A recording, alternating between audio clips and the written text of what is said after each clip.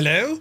Hello, everybody. Happy Thursday. Very good morning. You join us today for a flight in our grand Caravan as we explore more with OnAir Company. Today we're going to have a look at maintenance. We're going to look at the fees when it comes to owning an aircraft, operating it. You could be leasing it, right? You could own it. You could be borrowing it off your friend Malky, all of these things. And we also want to look at some of the airports, the FBOs, what it's like for our landing fees, refueling options, and of course diving into more of the jobs that we can take on with this aircraft out of our regional FBO here at Augusta in Georgia. Yes, and we'll do some flying, of course. As well, a little bit later on, we're going to plan our VATSIM flight in Japan. I think I'm turning Japanese, and we'll see how we get on. We're going to be flying the 737 MAX. Ooh, looking forward to it, lads. So hope you're keeping well. I've had a productive morning. Yes, I've been busy. I got up early, went for my walk, and came back, had my shower, breakfast. A good start to the day. And now we're on, take it fierce handy for the rest of the day. I'm looking forward to this. So we have a day of flyage ahead of us. So with our daytime streams, we were missing in action last week, but with our daytime streams, if you have any questions about the sim, Microsoft Flight Sim, or indeed X-Plane, or any of the add-ons that we use, be it with, say, Intentions, or indeed with OnAir, do be sure to ask. If you have a burning question, how is it they did the thing, with the yoke? Well, do be sure to ask, and I'll try and answer them for you. But how are we all keeping? Are we doing good? It's currently 15 degrees here in the Premier County of Tipperary, 22 degrees in sight in the man cave, and all relatively well. Home record, that seminar's on at 9 o'clock tonight. How do you make baby? Right, that'll be on tonight. On Channel 4. Yeah, right. Do you remember Eurotrash? That song got caught in my head earlier on, the Eurotrash song. If you know, you know. Hello, my British gyms. They were brilliant, right? But anyway, let us delve into what it is we're getting up to. How's everything working? Right, who's here? Look, Avro Vulcan, good morning. MDA, good to see you, bud. Hope you're well. Massive shout out to MDA, by the way. The man from Ireland went all the way to, down under. He always had an incredible setup. I remember years ago he showed us and we were like, this fella's going places. Fast forward, he's now a Twitch partner and he's streaming pretty much every day and doing brilliantly. It's great to see it, bud. And the Star Citizen stuff, I'd be lurking in your streams all the time. And I'm like, I don't have time to do all of that because I do my flight simming, but I'd love to, I'd love to delve into it and figure it all out. It looks like a lot of fun. But you've been keeping me somewhat sane because I'd have you on in the background, but it's great to see you, bud, and I hope you're well. Eamon 1973, top of the morning to you. Malky Mack is here, welcome in. Home Wrecker checking in from County Cork, welcome in. Oh, jeez, I never pressed the button. I am now, Jesus. Wait now. There we fix it. I did forget about things that run in the background. Plus, I still need to plan a stream where it's just a talking head, don't mind the rest of me, but it's going through all my settings. I know you guys are interested in figuring out, what happens. So I'll plan that in soon. I'm not exactly sure when, right? But soon. And we'll spend a day at it, There's loads of things I need to catch up on anyway. Flying, of course. I want to fly the Commander. Want to get back into the Dauphin. Need to fly the A220. I want to fly the Mad Dog.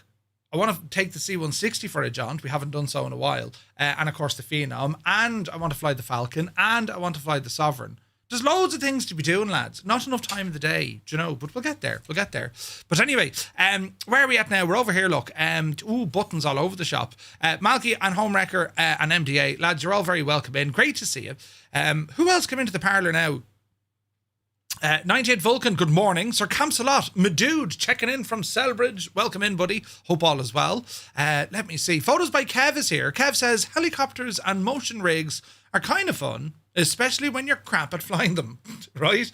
Kev, I kind of retired me motion rig. Well, I haven't. I've mothballed it. It's now living under my stairs. Someday I'm going to win the lottery and then I'm going to build on, an extension. Right, and but until then, I'm very limited for space, so there's not much I can do. This room, it's not a terribly big room. The cameras make it look friggin' huge altogether, but it is not. It's, what is it, 12 by 10? It's a relatively small room. And there's a lot of stuff in here. We have shelves of many things and stuff, and monitors that float and all this kind of jazz. So it's on my list of things to eventually do. Do you know what I mean? But anyway, hope you're well. Spitfire RAF 100 is here in the chat. Good morning to you. Avro Vulcan had a pint of Guinness yesterday. My second time having Guinness. Ooh, how did it go for you? Visualize is here. Welcome in. Rob Dag is here. Eamon, 275 streams in a row. Jesus. Even surprises me, he says, as I've watched Murph while at work, on holiday. It's becoming an obsession.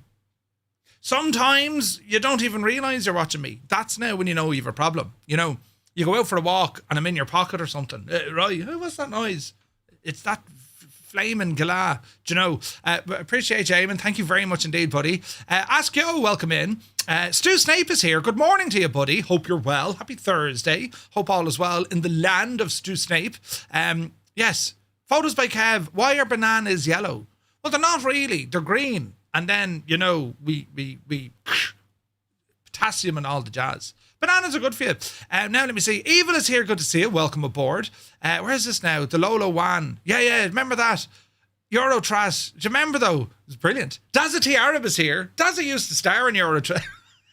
I'm only joking. Dazza was the cameraman. You know, hard old job, Dazza. Hard old job. Antoine, that's the one. Hello, my business chums. Welcome to Your Trash. It was brilliant. It was ridiculous, but it was brilliant. Yeah, we need to bring that back. But yes, MD8 says, cheers, Murph. Appreciate the comments. Star Citizen, it's a wild time sink. Lots of fun. Dude, absolutely. Loving it, man. Keep doing what you're doing. It's awesome. Rob MCR is here. Good morning. And the C700 homewrecker. Yes, indeed. Visualize. Maybe the Rafael Murphy. Oh, yeah, I need to fly that. Jeez, I forgot all about it. We need to fly that as well. Just Roy is here. Good morning, Roy. Hope all is well, buddy. Restoring, checking in from Carlo. Welcome in, buddy. Happy Thursday. Kev says, we're still planning a garage conversion for me man cave. It will happen. You're right. So why are they born green and turn yellow? I'll tell you when you're older, Kev. You're right. It's a story about the birds and the bees, but 9 o'clock tomorrow night, or did I say tonight? Homewrecker, he'll be there, right?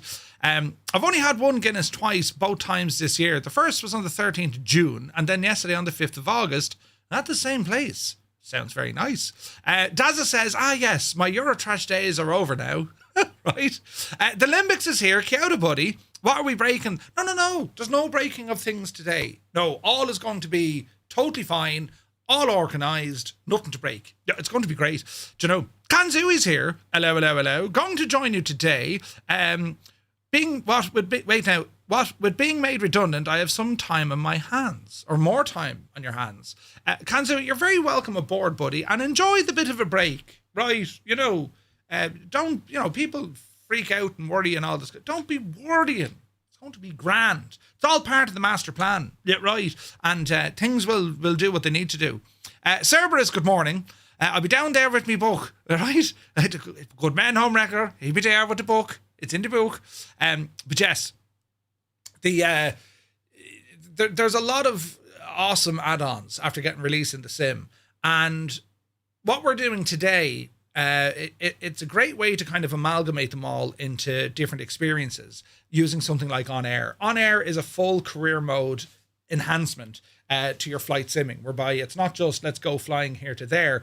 They build massive amounts of detail behind that, be it that you're going to start your own company or you're freelancing, you have to get type rated, you need certificates. There is a career mode with progression. There's a full economy mode, which covers everything from, you know, operating costs, route costs, maintenance, buying an aircraft, leasing an aircraft, hiring staff, and not just pilots, right? You got to hire maybe a cabin crew. You might have to hire maintenance mechanics. There's a whole world of stuff. I'm like, that's not even scratching the surface.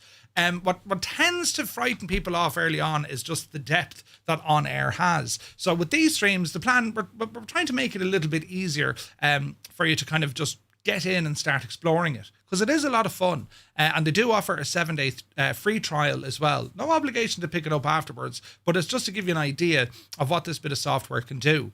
Now, OnAir is currently in kind of a transition phase. They're working on what they call the OnAir Companion, which is a more up-to-date faster responding application.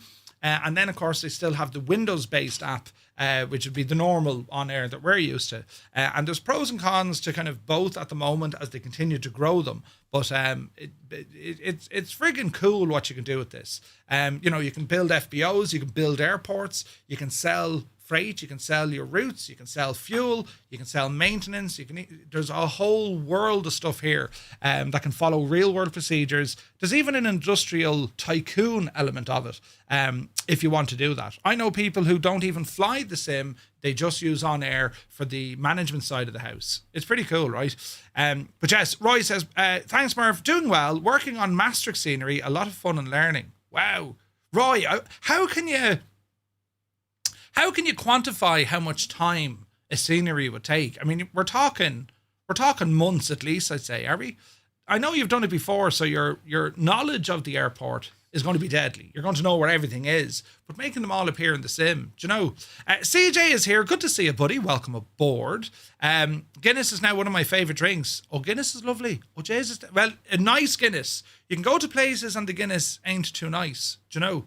I was chatting to Gibbo over the weekend and he was telling me he was over in County Mayo and he said he had the nicest pint of Guinness ever. Now, Guinness tends to be nicer down the country or across the country, do you know? But yeah, you can sell your family. Brilliant. But yeah, it depends where you go or depends where you get it. Do you know what I mean? It was quite good in St. Paul, was the Guinness. You know, Gary Moore is here. Good morning, Gary, from Australia. 2 degrees. Jesus. Kubi Montana, welcome aboard. Mr. Klinger is here. Welcome aboard. Who else is here now? Cool CL Aviation. Can you name an airplane for an edit? How about here's an idea. How about a C-130? Now, there's one to go. Angels15, good morning. Hope all is well. In Cork, we call it Beamish. Beamish is nice as well, as is Murphy's. Yes, very nice pint of Rooney's. I wonder how MDA gets on in Australia with pints of Guinness. I imagine cans would be the solution, you know. But yeah, interesting stuff. Right, we'll jump into it because we've lots to go through here with OnAir, right? We've quite a bit to do. And then we need to get our aircraft up and running and then we'll see what the crack is going to be, right? So we'll come over here and press a button. There's one, there's two, and now we live over here. And we'll see what the crack is, right? Used to love a pint of Beamish Red. Beamish Red, you say? MagSim TV is here. Good morning, Mag. Hope you're well, bud. Roy says, it takes a lot of time. And explain, you're only able to use the stock assets. Now I'm creating every single building in 3ds Max and Blender without saying, or with layout and everything. It takes a lot of time. Visiting the airport is done. That's awesome, Roy. Dude, I'm looking forward to it, man. I really am. It's going to be exciting. Now, let me see. Where's this now? Mrs. Got Your Back. Good to see you. Welcome aboard. Welcome aboard. So we're on the ground here at Augusta Regional, Kilo Alpha Golf Sierra. And it's just one of those kind of random airports I checked out before. I think Kando used to fly out of here, or it used to be close to Okandu. And why I like the area, it's close to Camp Toccoa, you know, Currahee. Right, the Screaming Eagles. So Band of Brothers neck of the woods when they used to do their training. But it's also in a very interesting neck of the woods because there's photogrammetry in a few places. But, you know, if we were to look on our charts and what's in the area, we can see that we're relatively close to Atlanta, right? So we have very busy airspace, but we're also kind of close to the coast. It's a nice area to go flying in, do you know? So we'll see what the crack is here. We're right down the south of the country. Just kind of north of the of Florida, do you know? So we'll see what the crack is today when it comes to what flights we can do. There is a bit of HR planning. We got to move our staff around and figure out where they all are. So what I want to do, we're going to go into OnAir. So we'll open up OnAir, the companion app, right? And we'll see what the crack is. Bit of sound coming in there now, Julia. So OnAir Companion, as I said, we have two options here. We can use the OnAir Companion app, or indeed we can use the original Windows app. We'll jump into a bit of both here now as we're exploring it. But what I want to talk about today is just some of the depth when it comes to management that we have with OnAir, right? So this will help you decide the type of aircraft you want to fly, if you want to lease it or if you want to buy it outright, or indeed the airports in which you're going to fly to and from. because there is a consequence, right? So all the updates that OnAir are releasing, this is the second update today. They're absolutely smashing it. We do have now new stuff coming in with the virtual airlines, which is great news to see. They're starting to make their way into the new companion app, right? Industries and company jobs, tourist routes, and there's also some new things they've added as well. We had a quick look at it yesterday, but they have these new training scenarios, and there's no consequence. This is all about just teaching you how to fly better, which I thought was absolutely brilliant, right? And some of the other stuff that we have, there's also a new feature that we can bind joystick buttons that will control different elements of OnAir. The likes of start tracking, we can do resume tracking, opening the dispatch window, radio, voice features, and it's all directly through buttons on your hardware. Now, it's still new, they're working on this, but OnAir are thinking, hey, rather than having to go through menus, quick little button here will sort out everything for you, right? So we're going to start off at the beginning. When you load in with the companion app, this is your dashboard, and we have our departments here. This is I love this area. We have these 7 kind of thumbnails in which this is where we start navigating the entirety of the program. So fleet and hangar, this is where your fleet and hangar resides. This is your aircraft, where you can buy aircraft and work orders for said aircraft. Staff and HR, these are the people who work for you. You can see your employees, the crew market, which brings you onto the marketplace, in which then you can hire folks in.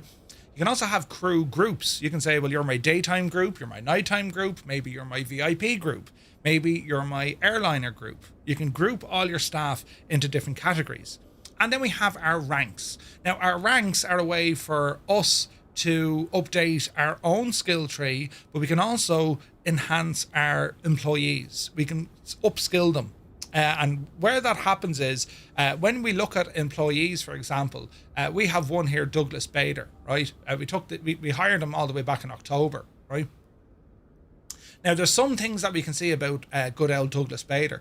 His punctuality and stress resistance. Punctuality is all about his timing.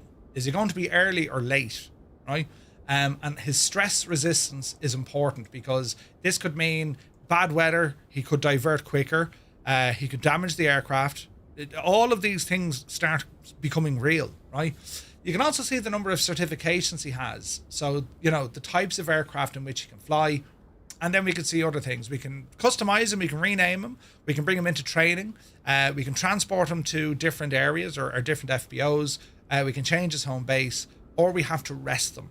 So your crew must rest. You can't work them on indefinitely. Even though they're AI, you have to rest them. And it's usually about kind of 12 to 14 hours. That's their working day. And then they need a minimum 8-hour rest. So we need to think for this and plan for this. Again, this is after we scratch the surface. This is now when we're in exploring. You don't need to worry about any of this starting off. You don't even need AI pilots. You can just fly everything yourself, and you don't need to worry about any of this.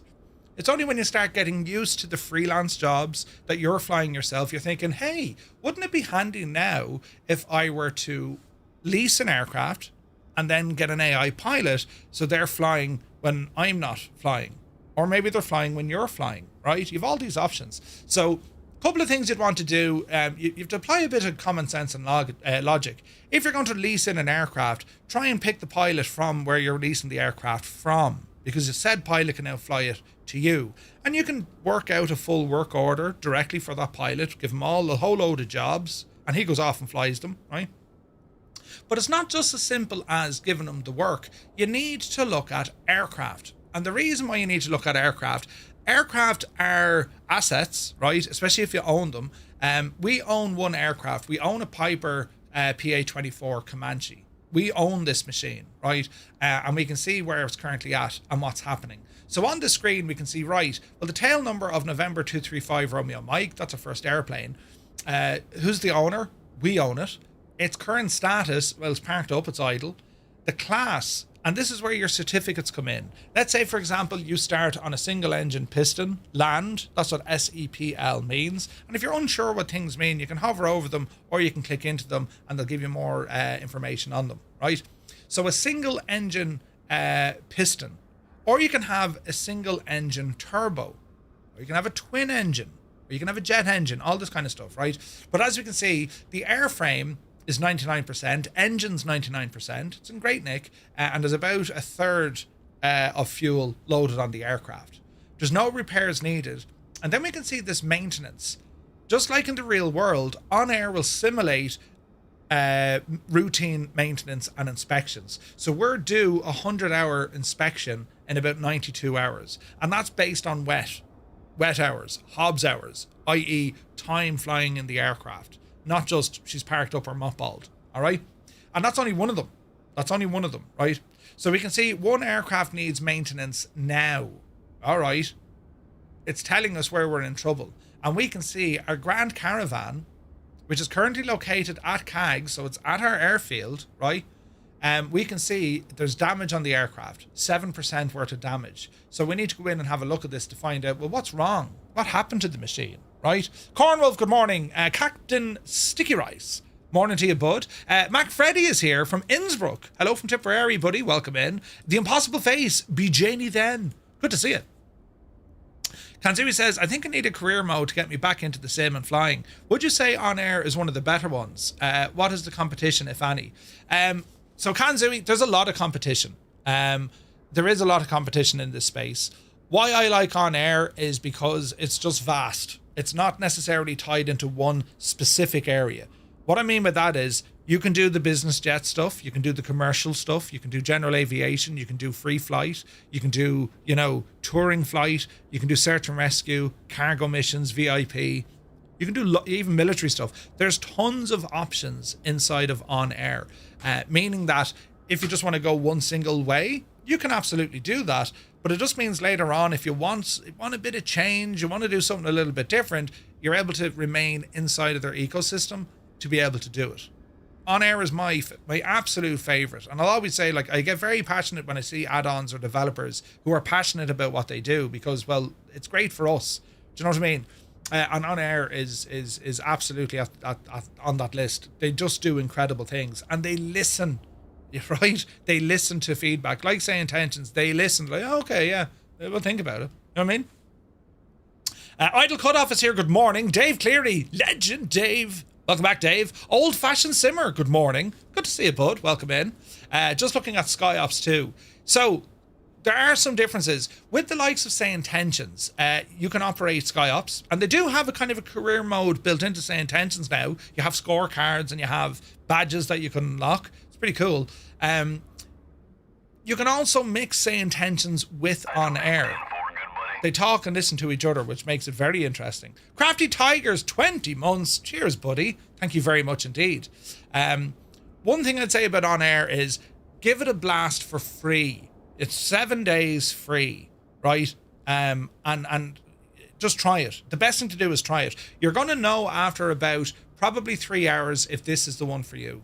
And I'd be surprised if it isn't, because it's just the depth of this is huge. And if you need any help with it, we're here every Thursday. We do OnAir, but also over on our Discord. Malky has been helping me out something fierce when it comes to our virtual airline operations, which we have Firefly Air up and running, so you can absolutely use it there. It's more that I'm looking for something to do in the sim, which both seem to do.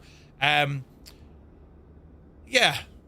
this will give you the reason to go flying. Right, and I think Say Intentions keeps you flying because it brings the ATC into it.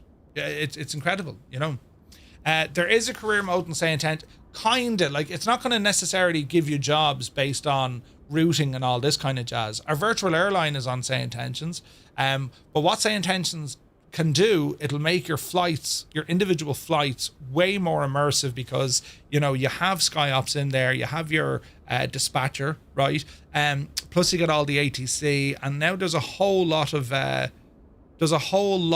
options now when it comes to adding features to your flight, such as if you're going to be late departing at the gate, if you have a cabin crisis, there's all these things. Do you know what I mean? Yeah, there is a route board in Say Intentions, so you can select routes, but it works a little bit differently. What we have it OnAir, this is simulating a full career. you work at the aircraft, or you work for the airline, or you have your own. You got to watch for timings, you got to watch for fuel, you have to pay for fuel, you have to factor in employees, you have to factor in the costs associated with trying to stay profitable, right? It's very, very good. Have a try with both of them. I think, for me, the ultimate in sophistication, using both of them, right? But as I say, both platforms do give you free access to try it. Say Intentions is 24 hours because it's giving you access to all their servers, right? So you have a 24-hour free trial. Or indeed with OnAir, they give you a 7-day free trial because there's a lot to take in here. Do you know what I mean? Filthy, good morning. Hope you're well. Crotty, 150 streams. Thank you very much. Filthy, 210. Thank you very much indeed. For a career mode, it would be OnAir. Because this is designed to be a career mode add-on. We're saying Intentions, you have elements of it, and you can integrate OnAir inside of, say, Intentions. You have the best of both worlds. But as a career where you're building up skills, you're hiring aircraft, you're giving jobs to AI pilots, you're tackling real-world routes, you're building FBOs, you're buying and selling resources. It's a full economy mode inside this bit of software. This is a very complete career mode. Do you know what I mean? What Say Intentions has, it gives you that it gives you the feeling of the career to say, well, I'm going to pick these routes, I'm going to stick to these schedules. It's very, very good. But this is designed specifically to be the career mode add-on. But the fact that Say Intentions can talk and listen to this, they really complement each other. Do you know what I mean? So yeah. Anyway, so we want to talk about our aircraft because we know that we have an aircraft that is somewhat damaged, right? So we can see here the Grand Caravan is telling us to repair it. Now, we can dispatch the aircraft, or indeed we can go down here and check it out. So we can see its recent flights, right? And down here we can click on events, and this is where we're going to see it. So this is where the aircraft was working. So you have a full log of what the aircraft did. There was aircraft maintenance last carried out on the 23rd of July, and that was a 100-hour inspection. And it did some repairs there as well. All right, so 24th of July, today is what, the 5th of August, 6th of August. There's damage on the aircraft. We need to go in and figure this one out. All right, so we go into the workshop. And in the workshop, we can see some things. We can see the seat configuration of this aircraft. And when you buy an aircraft, you set the configuration. How many seats do you want? Are they, economy seats? Are they business? Or maybe they're first class? And the aircraft will stipulate what it can and what it can't do. If you don't have any seats in there, that means you're going for the cargo conversion, meaning that you can now carry way more cargo. For example, this aircraft has 10 business class seats. If we start reducing these, do you see the way now that our extra cargo capacity is increasing? So if we just wanted to use this aircraft for cargo and cargo alone, our carrying capacity is about 3,000 pounds. If we add in a number of different seats, it's now 1,100 pounds. So this is going to dictate to this, the type of flying you want to do. Do you want to be a cargo pilot? Do you want to be a passenger pilot? Do you want to do a little bit of both? Do you want to get in a helicopter and just do the likes of search and rescue or search missions and all this? This is where we get the options, right? Now, you'll also notice I'm currently at an FBO. It's called Bad Batch in Augusta. There's one FBO at Augusta. So if you notice, when I'm changing the configuration of the aircraft, you'll see that I'll have to get a quotation from this FBO. Now, if I get a quotation, they're going to charge me 900 credits to take out 8 seats. Now, that's not a big to do. It's not a big to do. That's for nothing, right? However, if I needed to do major work in this aircraft, and let's say Bad Batch Augusta quoted me 9,000 credits, well, I could then look at the map and say, well, hang on a second, these lads are expensive. Can I find somewhere else cheaper?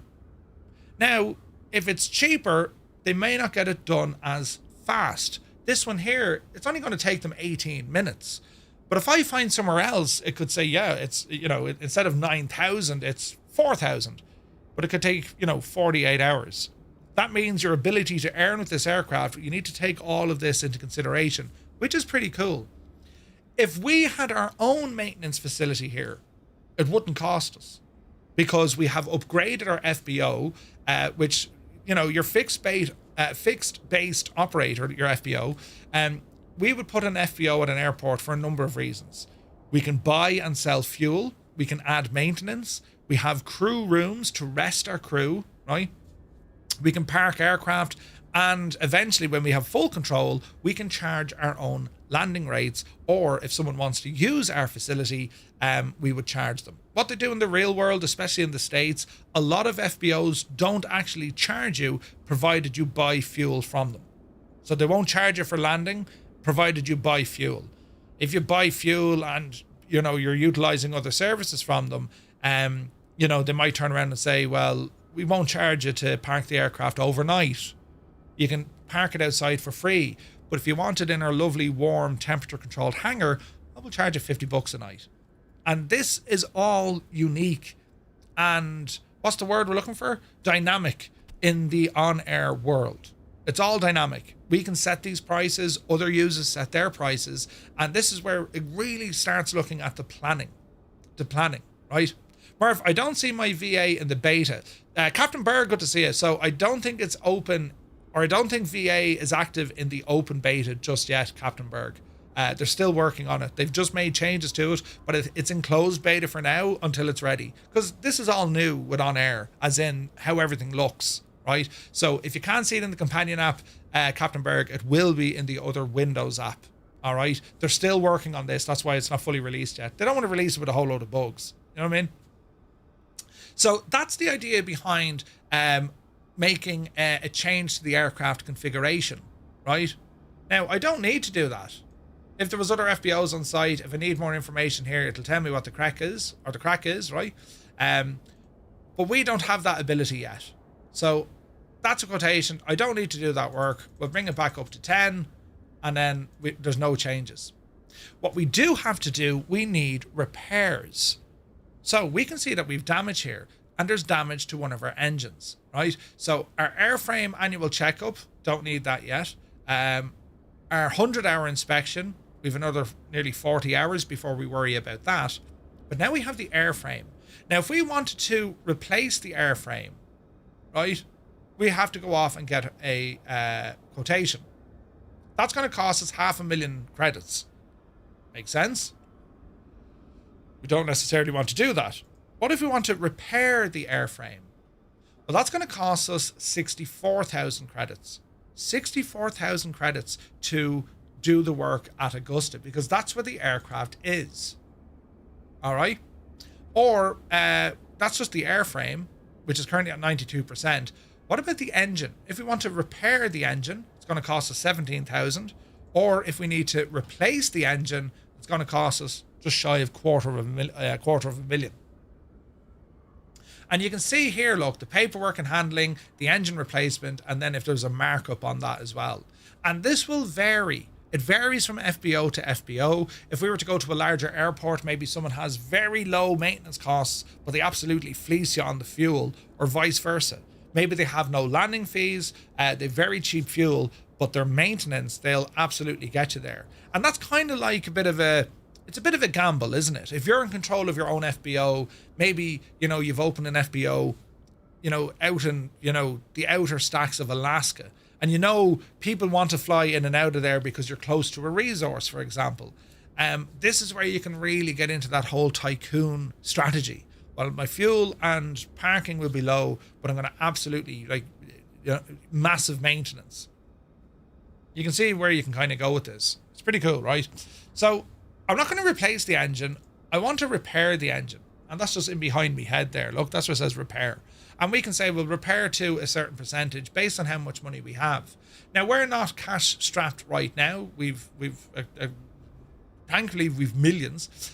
So to repair this, it's going to take 10 hours and 10 minutes. Now, bearing in mind, I want to go flying this airplane today. I don't want to wait 10 hours. So what we're going to do, we're going to fly our aircraft today. we will make a note of repairing the engine at Augusta is going to cost us 236,000, right? 236,000. So we'll open up a little notepad. So it's going to cost us 236,000 at Augusta. Augusta. And it's going to take us 10 hours, 10 minutes.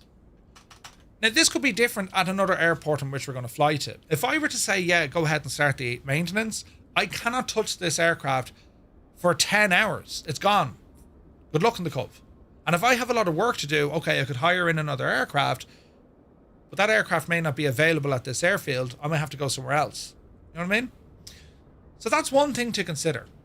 The maintenance. I'm not going to do anything now. We're going to leave it be. We have a Cessna Skyhawk that is currently in for maintenance. See this? It's grounded. There's a repair required. The annual checkup is needed with our Cessna 172.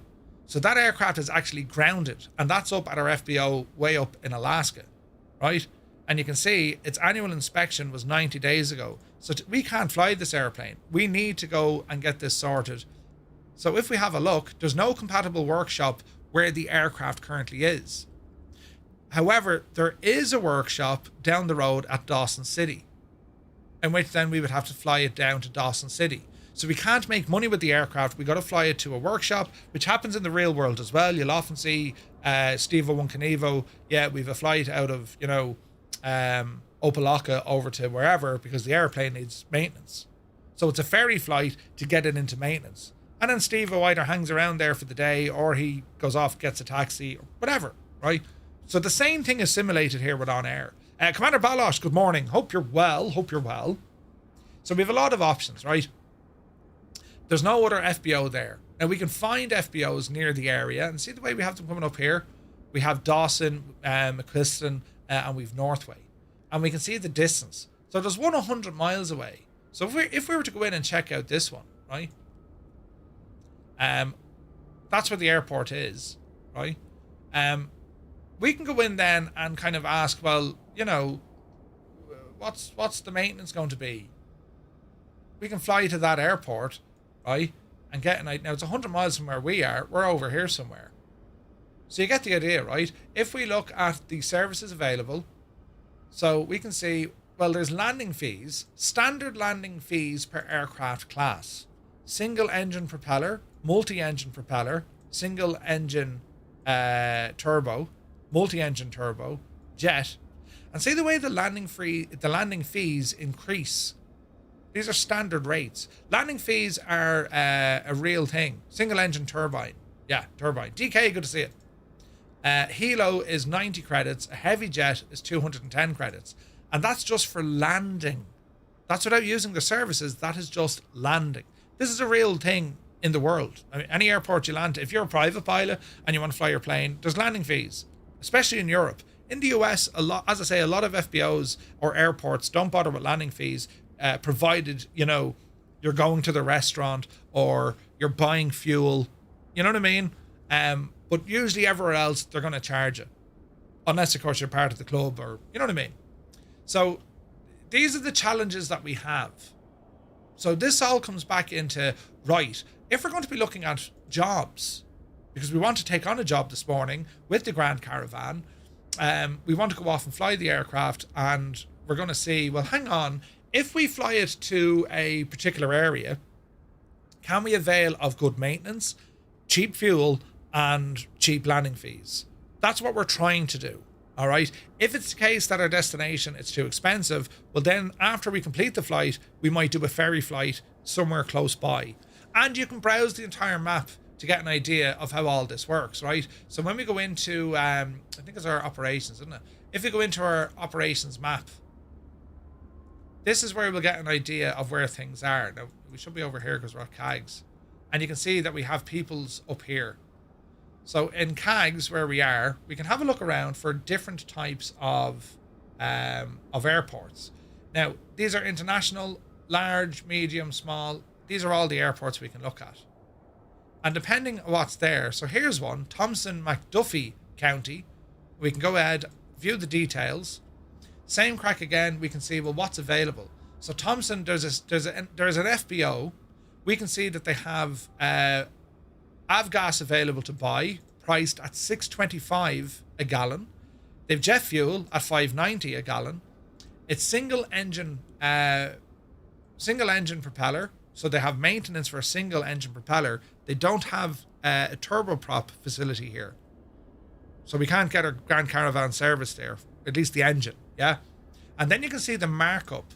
This is like the markup price they put on it, so that's not the best. $6.25, like we need jet fuel. We're in a turbine, so we need jet fuel, so $5.90 is the credits there.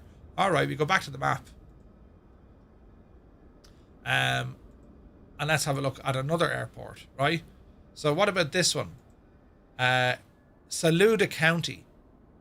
Now this is only a small little strip. What's available? Is there even an FBO? There is.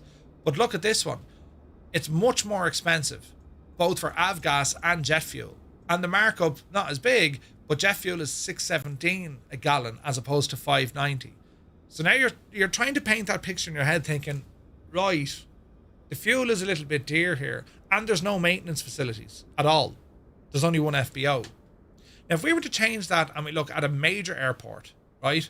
Here's one up the road. This is a international airport, and it's Greenville Spartanburg. Well, let's go in and have a look. FBOs, there's two of them. And you can see you have the international FBO. Jet fuel is $5.26. They have single engine, multi-engine, turbo, helos, jet, heavy. They have all sorts of maintenance facilities here, which makes sense. It's a larger airport. Or we can go to the smaller FBO. Have a look at this. This FBO, Greenville Spartanburg, it's OTA 1. Their fuel prices are excellent. Look at this, $3.98. And they also have maintenance facilities. This FBO is running those as well. So this suddenly becomes, this is really cheap fuel. You get the idea how it works, right? And then we can say, well, we need to get to KGSP. We can find jobs here. We can find jobs from our own airport and how we're going to do them. So that's kind of how the costings work. You need to shop around. You don't have to, but if you're trying to stay profitable, you want to be shopping around. And you might say to yourself, you know, how did the aircraft get damaged? Well, you could do it, right? You could break the airplane, because OnAir is monitoring everything that you're doing, hard landings, all this kind of crack. Or your AI pilots. Your AI pilots can damage aircraft. It's happened. Sometimes they've crashed it, they've totaled the aircraft, right? And how you kind of aim against that, when we look at the employees, or especially you go to the crew market, every time you fly your airplane, you also get wear and tear, as Malky says. You get normal wear and tear when you fly your airplane, just like any other airplane. And you often heard of this, mean time between failures, MTBF. That's a real world thing. It's based on the number of hours certain components of the aircraft are running to when they are most likely to fail. It's all simulated in this as well, right? So if we're to go into this, right, we can have a look here for pilots. We have pilots, flight attendants, or mechanics. So let's say, for example, at our own FBO, we need one more skill point to unlock our own maintenance hub. When we unlock maintenance, we'll deploy it at KAGS, right? Augusta, that's our FBO. But then we need to get some staff in there, right? And this works as you would expect it. Someone who has every qualification under the sun for every different type of aircraft, but they're going to cost you usually considerably more money. Now, you can hire them, you can freelance them, you can hire them in just to do one specific job. You have a lot of control over this. But when it comes to your mechanics, you have precision and effectiveness. These are basically their skill points on how these repairs are going to work. How precise are they, and what their effectiveness is. So if you're looking for someone in the high greens, for example, Malgarazza, right? She's 4.5 and 4.5 out of 5. That's extremely good. But she's going to cost you over $1,000 a week. Versus someone who's a little bit lower, 3.3, 2.9, they're going to cost you $9.90 a week. You get the idea. Then you have to consider things like their age, consider things, how many hours they have operating with it, and also identifying, hey, can these guys actually work on the aircraft that I have? So Rosanna, for example, she can do gliders, she can do ultralight, she can do single engine piston, she can do single engine turbine, she can do single engine turbine seagoing aircraft, multi-turbine, helos, jets, and heavy jets. So Rosanna is fairly well skilled, right? And you can see we can go in and evaluate her per flight safety hour. So every hour that you're flying, per flight hour salary, sorry, this is the cost per hour that you're flying, your weekly guaranteed salary, and then your freelance rates, she charges 153 quid an hour. So you have to say, well, do you want to sign a contract, put her on the books, she's now our employee, or do we hire them as a freelancer? And, you know, how long is it going to take to repair our aircraft? We could find out, well, if we got a quote of, say, 9,000 or, you know, $250,000, right? Maybe if we were to hire a mechanic for 3 days to come in, see you later, maybe we can hire her for 3 days. That'll bring that price completely down. You have a lot of flexibility in this, all right? We can also customize her. We can go in and change her name and do all this kind of stuff as well. It's OnAir is pretty cool. You can change all these things, right? So that's your mechanics. If we want to look at flight attendants, you get slightly different rule sets. You'll see where they have PAX care, which is their care and attention to passengers, and the effectiveness.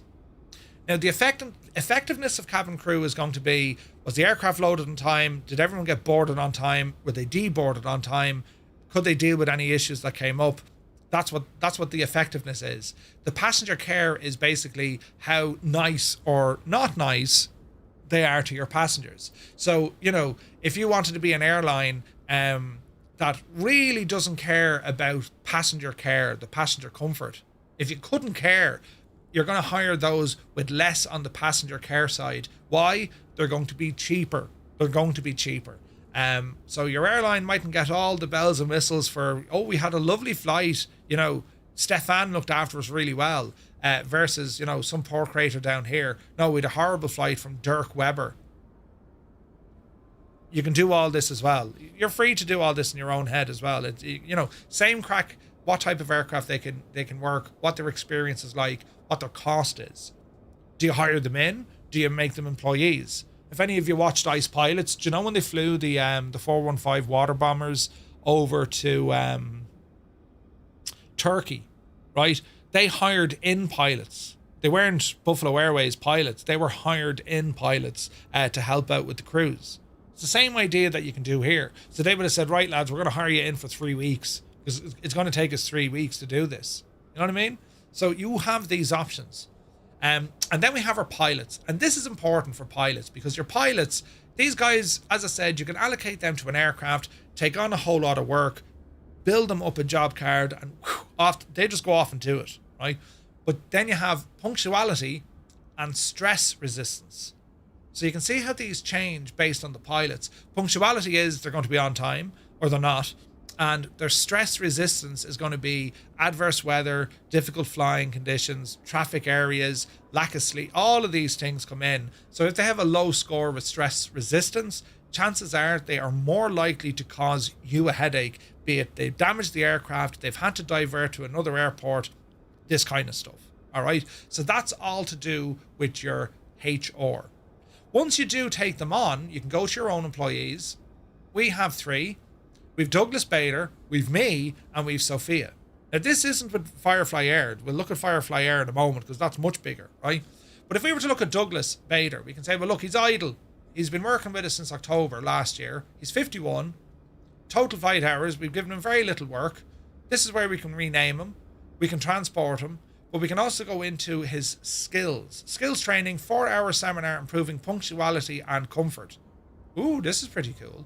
So, we can say, well, look at Douglas, we're going to send you off on a bit of training. It's going to cost us 1,300 credits, but he's going to come back with better punctuality and better comfort. Brilliant, right? Or we can go into aircraft training. So let's say, for example, Douglas at the moment doesn't fly jets. We could say, right, go off now and start training jets. And he'll go off and learn how to fly jets. And then you come back. All right? Sophia is an FAA or FFA Is she? Employee contract, flight crew. Okay, so she's with Firefly Air. Nice. Nice. Same crack again. We can upskill them. Or if you find a pilot or cabin crew or, you know, a mechanic that isn't doing what you need them, well, you can fire them, dismiss them, out. But you shouldn't need to. There's always going to be a way that you can either upskill them, redeploy them, put them on different aircraft. They all perform differently then. All right? Any questions so far, lads? Let us know. We're going to have a look at the aircraft market now. So let's say you're going to buy your very first aircraft. And I'd always recommend something like a 172. The cheapest chips, or Grand Caravan, but the cheapest chips, and it's a chance to go off and start making money, right? Start making money. Now, some aircraft, when you look at through the filters, right, you'll notice if you put in an A320, you'll see the prices. Now, obviously, the bigger and more modern the aircraft, the more expensive. But also, they might require a co-pilot. That's important because if you're available, well, you need a co-pilot. Therefore, you need to hire in co-pilots, right? And you might need cabin crew as well, right? So I'm saying a 172. Malk is saying don't do that in winter. Just saying, yeah, they don't like you're flying in icing conditions, right? But let's say it's summertime. Stump is here. Good morning. So we have 3 different 172s. We can say, well, I'm in Microsoft Flight Sim, or maybe I'm in X-Plane. What 172s do we have? So you can go by simulator, right? All classes, so single engine. The other one here was an amphibian Cessna 172. She's amphibian, right? We just want single engine.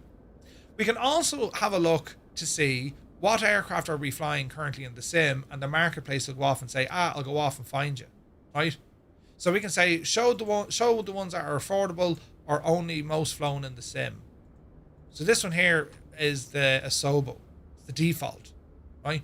So if you look at aircraft usage, you can now see what the most popular aircraft being used. Caravan, very, very popular. 73,000 flights. TBM is very popular, right? King Airs, 172 is up there as well. So you can actually get an idea of, look, how popular, this will give you a good idea, how popular these aircraft are, in case you go for something a bit mad or out of left field, right? So go in and start looking at the Cessna 172. So the aircraft type, there's tons of them. Average fuel flow at cruise, I've no information here because we might need to select one, right? So if we have a look, display, sell, rent, and lease offers. Now we're going to get an idea of how much these aircraft cost. And there's plus and minuses to all of this. If you're going to buy the aircraft outright or you're going to lease the aircraft. Leasing the aircraft usually could be a much better idea than buying it outright unless you want to go flying it all the time yourself. So if you were to look at, say, right, okay, I can buy a Cessna 172, right? And it's going to give you a quick work down based on these other aircraft. These are all the ones that are available, right? And that's based on the airport we're currently at. So there's one aircraft here that has, here's 5,000 hours on it. It's 83 miles away, and we can buy this for 105,000 credits, which isn't too expensive, right? If we have a look at it, the airframe time is 5,800. Fuel on board, don't worry about that. It has 3 seats, right? And the owner is the system. Now we can go in and find there's an owner, which is a real person. These are all system aircraft right now. All right. Now we can get further details on the aircraft. So we can see that we have the fuel type, the cruise fuel flow, 52 pounds an hour. We can see max cargo weight, does it need a co-pilot, equipment level, what's on it. And then we can see all this, the fuel capacity, its range, all of this information, how big the runway is going to be. So this is where you kind of make your decision based on the aircraft, the right tool for the job. Right? Exo Giant, good to see you. Love on air. It's so deep I haven't even touched Factory's ecosystem. It's huge. It's huge, right? Horrible color next, right? So you get the idea. This is where, and you're saying, right, well, I don't want to buy the aircraft. I might just rent it. You can rent it for a couple of hours, or you could lease it for an entire week. So if we wanted to rent it, you click on rent, and it's going to say, right, the hourly rate is 220. The bond, that's your deposit. So you need to put a deposit down on the aircraft. And you can see, well, what way do you want your seats? So we were looking at a job, if we were to remove all the seats out of the Caravan, it was going to cost us 900 quid. Well, you could rent in an aircraft, might be cheaper. These are the things you want to consider, all right? So you can pay your deposit and then you start your rental. Or if you want to lease the aircraft, 4 weeks at 13.20 a week, or you might do 8 weeks, or if you go 24 weeks, that price per week starts dropping down. They give you a bigger discount based on the length of time that you want, right? And if you have a look at it, what configuration do you want the aircraft? And then you'll see your weekly payment. Failing that, if you want to buy it outright, you can set up the configuration and then you buy the aircraft directly itself. And the whole economy is dynamic. It moves around. Prices change. Especially if you have an aircraft suited to particular terrain. As Malky says, well, a Cessna, no one's buying Cessnas in the wintertime. They're buying stuff that have anti-ice or de-icing systems. They're going to charge a little bit more, especially if you're selling your aircraft. If you look after your fleet, you make sure your aircraft are in tip-top form, you can sell them, you name the price. Do you know what I mean? So these are all things to consider when you want to go and start expanding your career mode. All right. So what we're going to do, we're going to ramble into the Windows app now for OnAir, right? Because we know that the virtual airline stuff is not yet up. It's not fully up and running yet with the companion app. So we'll do a little bit of diving into both. But this is going to set up a flight. We're going to look for a flight now. Malky, I don't know. Have you any flights assigned to this Caravan yet? If not, we'll create one. So this is the Windows app. You have a choice of using both, right? So we're going to jump into our Cumulus world. And now we're going to go straight into our virtual airline. All right. Open our VA console. And now we're going to see what the crack is. Because today we want to fly with Firefly Air. All right. Doodle-doodle-doo. So this is our VA management console. Home record, take it fierce handy, buddy. We're literally going flying now. Look at your timing. Right, building company dashboard, and we're going to see what's available for us. All right. So we can go in here and see. There's a wee job, 60 miles that pays 60k from KAGS. 60k. So is that in? Is that a chartered job or where is it, Malky? Have you taken it on? So this is the current crack. With Firefly Air. Hey, Andy, good to see you. So we have 3 FBOs up and running. So we can see we've KAGS, right? And we can go in and look at KAGS, see what's available. It's in pending jobs, okay. On up here to virtual airline. We'll come over to, is it in business? Pending jobs. Pending jobs and KAGS. That doesn't look like it. Is this a here? The distance is fairly lively on these. FBO queries. Here we go. So, here's a job. Cargo delivery, and it's 1 business transport passenger. Nice, look at this. So this is going to be taking a business passenger and a cargo delivery out of Augusta Regional over to Orangeburg Municipal. All right? Orangeburg Municipal. Now, we can go over and find out, well, what's available at Orangeburg Municipal. Let's go in and query this station. So if we have a look to see, well, look, what services? Well, we can see these are the runways. Here's the operation hours, right? The services, landing and parking fees are calculated based on the gross weight of your aircraft. Fair enough. So the landing fee is going to be 7 credits per £1,000. Daily parking fee is 146 plus 192 per £1,000, right? And we can see that there's an FBO, that they have fuel and they have maintenance. So this could be a good option for refueling. Maybe it's going to be an option then to get our aircraft repaired when we complete this job as well, right? So single engine piston. So it's not gonna do what we need. Sure, it's not. Unless it was like a Cessna. because it's only single engine piston. Other airports will have more single engine piston, multi, they do turbo. So this airport doesn't have any options for repairs. Also, the jet fuel price is $6.79 a gallon. It's expensive. It's expensive. So we're not going to be buying fuel there, and we're not going to use the maintenance there. So we can just plan a flight to go from KAGS over, and then maybe we can get another flight from there back to KAGS. Something like that, right? So we're going to have a look at this. The distance is going to be 56. Passengers is 10. It expires in 76 hours, but we're going to get an absolute truckload of money, right? And we can go ahead and query the FBO. So we want this flight. So we're going to say, add this job to my pending job. So now we have this job ready to go. All right. So if we go into pending, here's the job here. Now, why is there an X on this? We want to go ahead and fly this. So we can click on the little airplane, and it's going to say, what aircraft do you want? We want a Grand Caravan. Yeah, that's well okay. Let's go ahead and take it on. And now it's going to ask us, well, who are you bringing on this? Who are you bringing? So we're going to see the cargo. Yeah, we're going to load all that. Further down the bottom of the page, we're going to see the crew. Who are we bringing? Now, Sophia is the only one that's there. Why is that? Cannot start from the VA management mode. Interesting. Pilot Sophia. Now, I should be at KAGS. Am I not?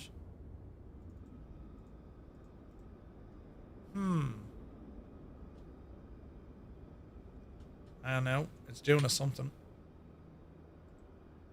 My current location.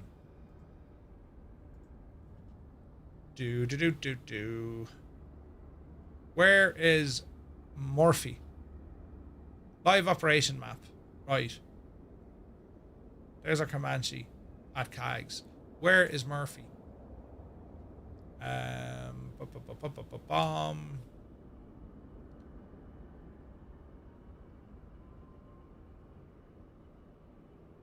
My employees. You need to start the flight from crash. Okay. So Murph is at KAGS. Alright. So if I'm with... I should be able to do this then through pending jobs. Should I not? I can. Phew. So I have to go back into crash logistics because that's who I'm flying. That's me. And I'm flying for the virtual airline. Right. Grand. Right. We're going to take on the job here. So it's going to be 10 passengers. It is, what was the distance? 56 nautical miles. And we're going to fly this. So this is where I can select my pilot down the bottom because I want me to fly it. If I just wanted the AI to fly it, I can do so inside the VA console. I want to fly this myself. That's why I have to go back into my console. That makes sense? Right. Right, what else do we want to do? Fuel needed and also our destination. So we need to put this in. We're going to... now this is interesting. KGSO. Is there 2 flights of this, Malky?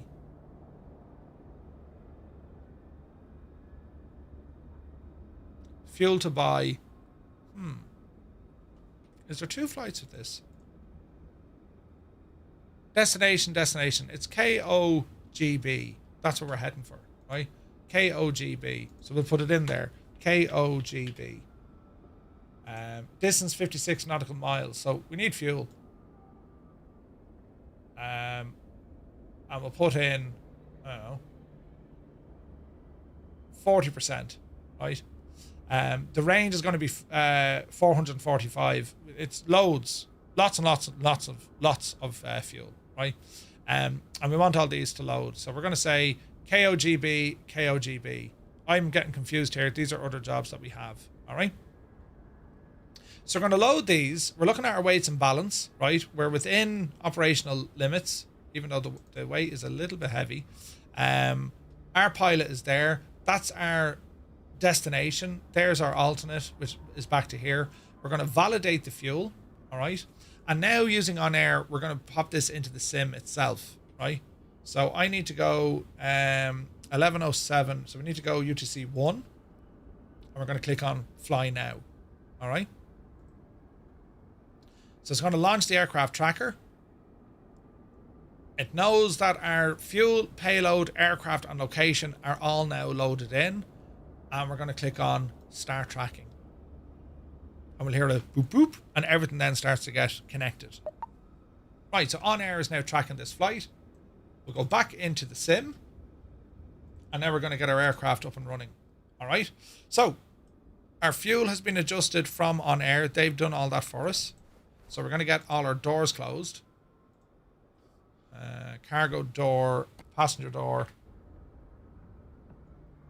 All our doors are now closed. Alright. Now let's have a look in here. So see all our passengers, everything's loaded in the aircraft. Engine condition, we're looking good. Cabin, it's warm, and we've no active failures. Brilliant. Right. Disappear the tablet, get rid of the control lock, and now we're going to get this aircraft up and running. Now, to do this, we're heading direct, right? We're heading direct on this one. So, a couple of things we can do. We're going to fire up, say, intentions as well. Let's see here now. Actually, I'll do a flight plan. That's the easiest, isn't it? We'll do a quick flight plan over on SimBrief.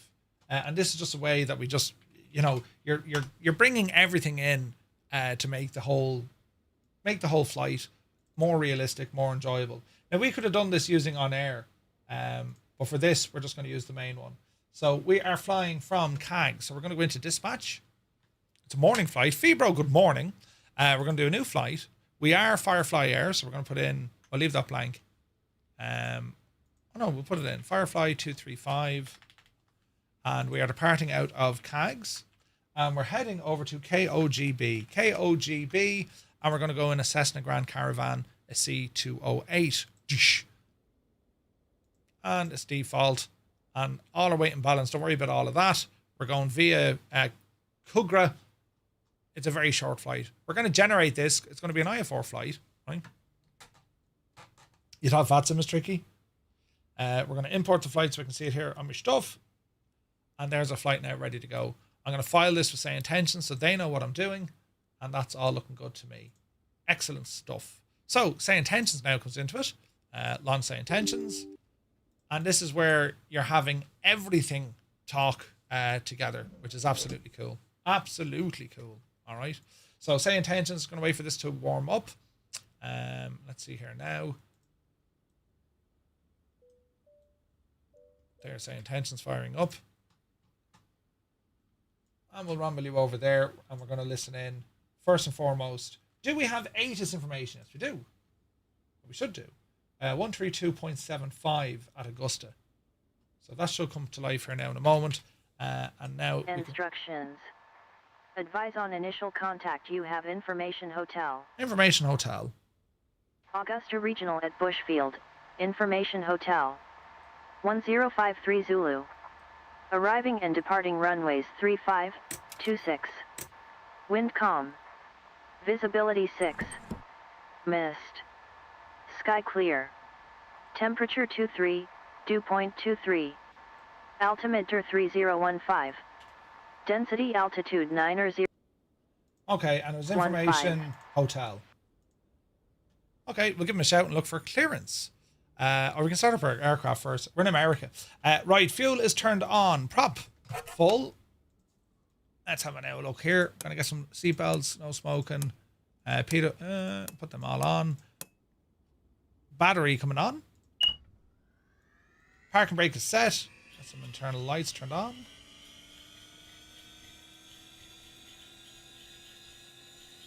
And we're heading over to Orangeburg Municipal. All right.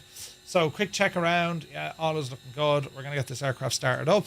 So let me see. We're going to go standby alt. Avionics 1 coming online. Booster pump on. And now we'll go for a start. Inertial separator is open. We'll engage the starter. And we'll get a good start in this turboprop. Sounds of this machine are only deadly. So we're looking for our NG to rise. Around 1800 will do. Then we'll introduce some fuel and we go ahead and check our ITT. Fuel in. Your flight will be monitored until you land and shut down the engines. Watch our ITT for a hot start. It's peaked at about 690. Watch our NG for a hung start. Once we get over 50, we're good. There's 50. Continue on. Disengage the starter.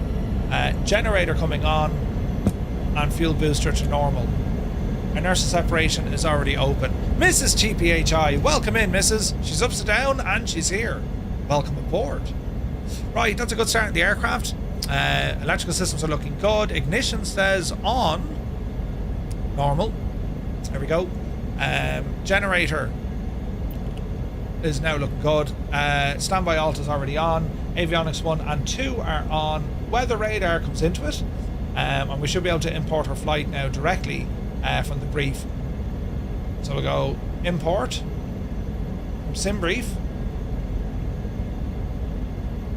There it is. And we'll call up clearance and request clearance. Clearance, good morning. Firefly 235, Cessna Grand Caravan. On the ramp, we have Information Hotel. Looking to pick up our IF4 clearance to Orangeburg, please. Alright. Now it's hot as balls inside in the cabin, 33 degrees. Cool it all down. 235, cleared to Orangeburg Municipal. Radar vectors QGRA, then is filed. Climb and maintain 7,000. Departure on 119.15. Squawk 4543. Expect runway 17.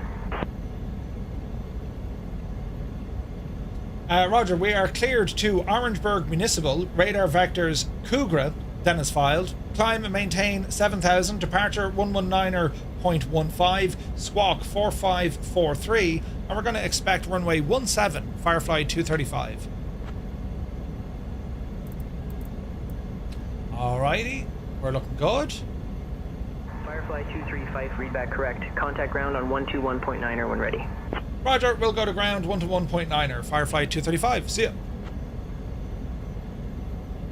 Alright, 121. Now, they're telling us already expect runway 17.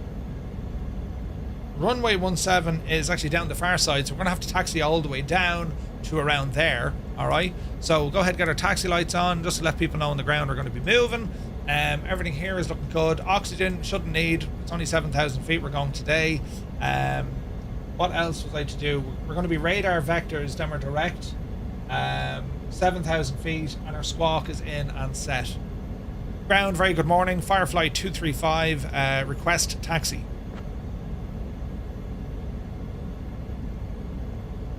So they'll probably give us Alpha. Firefly 235, runway 17 taxi via Charlie Alpha, Alpha 1. Roger, runway 17, taxi via Alpha, Alpha Charlie, and Alpha 1, Firefly 235. Sim brief lock is on, Malky. Yeah. Alright, we know where we're going, pretty much straight up all the way. And let's see what the crack is here. How's the audio, by the way, lads? I say intentions. I've been messing around with it, so let me know if it needs to come a little bit louder. Alright, off the brakes. Quick check. We're looking good. And we'll start taxiing up.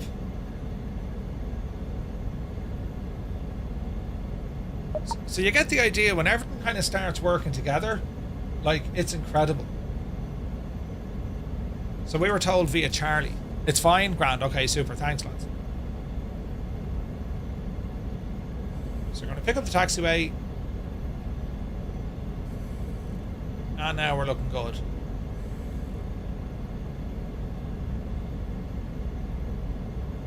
Now this is the default airport in the sim. It's yeah.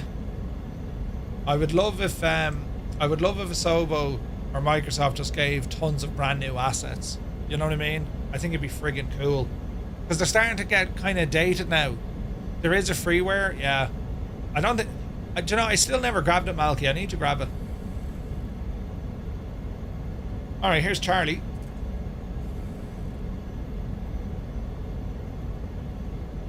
Now, easy there, Chuck. So this technically is the taxiway. That's hilarious.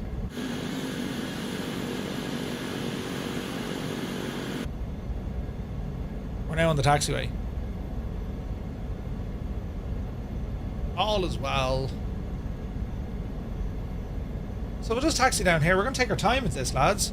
It's a nice morning flight out of Augusta Regional. Beautiful morning here. You're more than welcome to join us. We're on the Southeast Asian server. We're also flying with Say Intentions.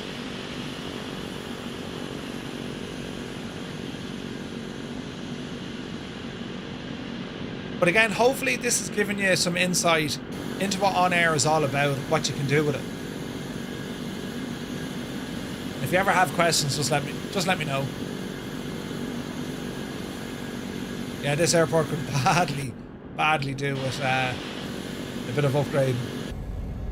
Alright, here's the actual taxiway now. We'll take this.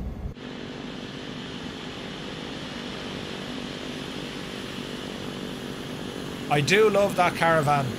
This is a great aircraft. It's a proper workhorse. What's the speed here?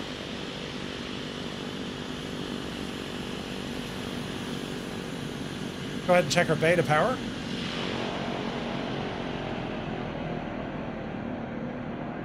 That'll help slow us down a bit.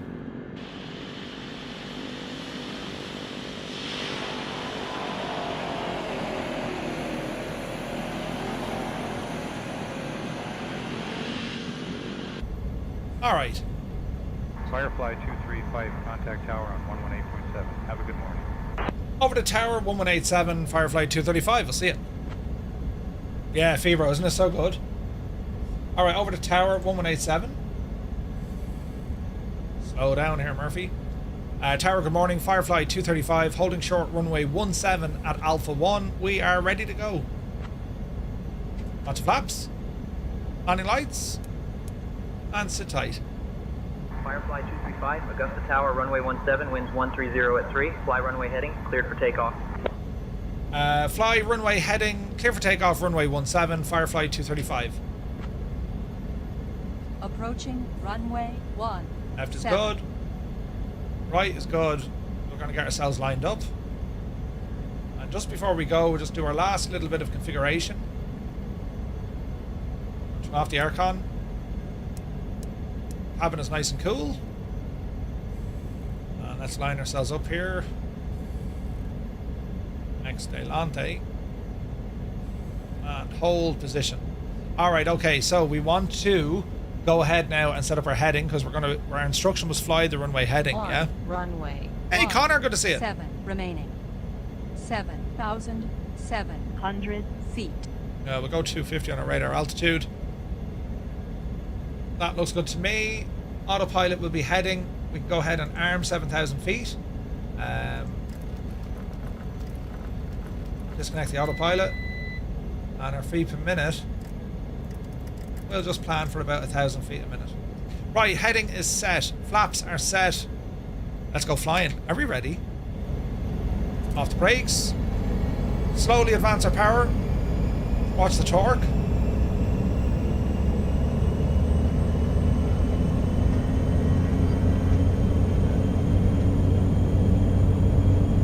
Takeoff power is set. Airspeed is alive. There's 40 knots. A little bit of wind. Caravan is designed for short takeoff and landing. We'll be off the ground here at around 70 knots. Yep, see daisy.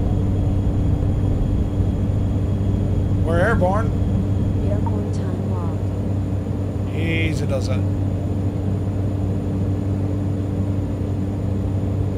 So we're climbing out at around 90 knots. Our instruction was fly the runway heading. Beautiful morning here in Augusta.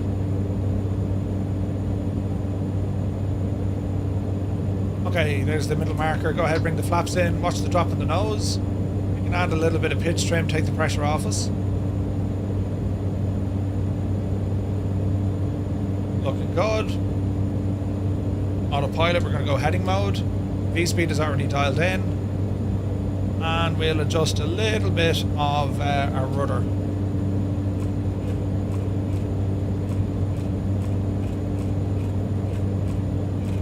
Easy now. There's 1,000 feet.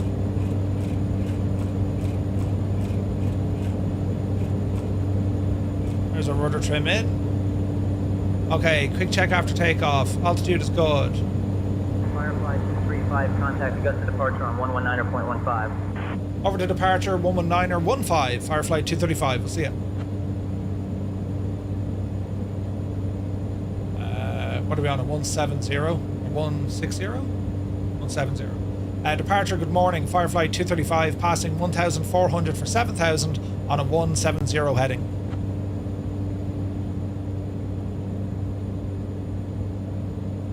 Firefly 235, Augusta departure, radar contact, climb and maintain 7,000, turn left heading 100, direct Q gray when able, then as filed. Roger, climb maintain 7,000, left heading 100, direct Kugra, and then as filed, Firefly 235.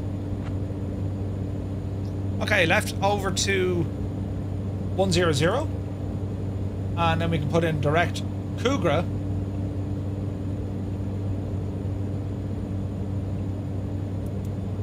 Let's go direct. Let's go nav. Nav is armed. Let's get our course in.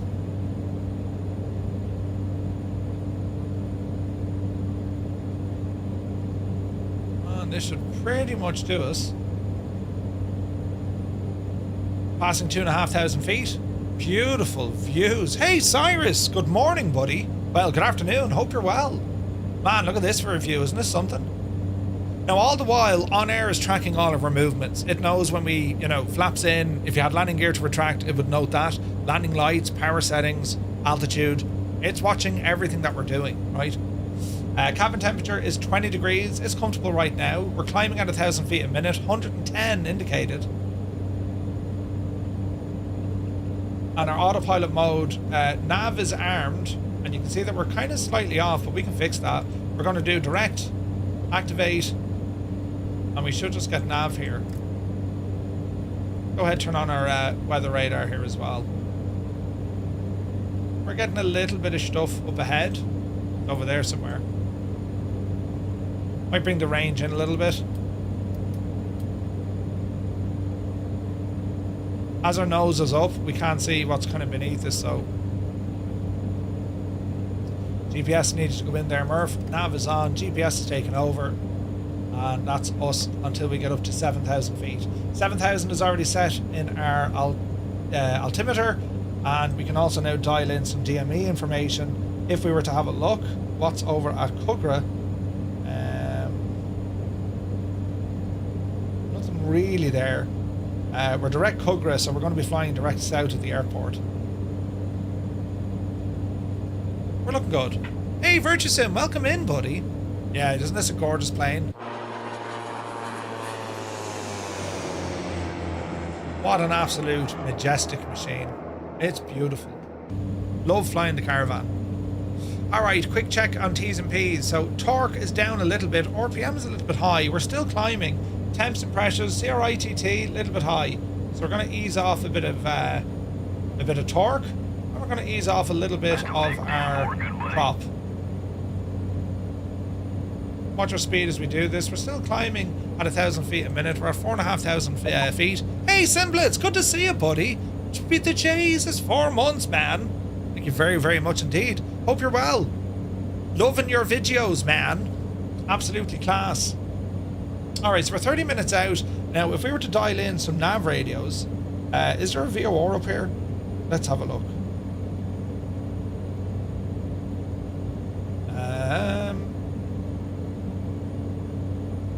I don't see any, actually.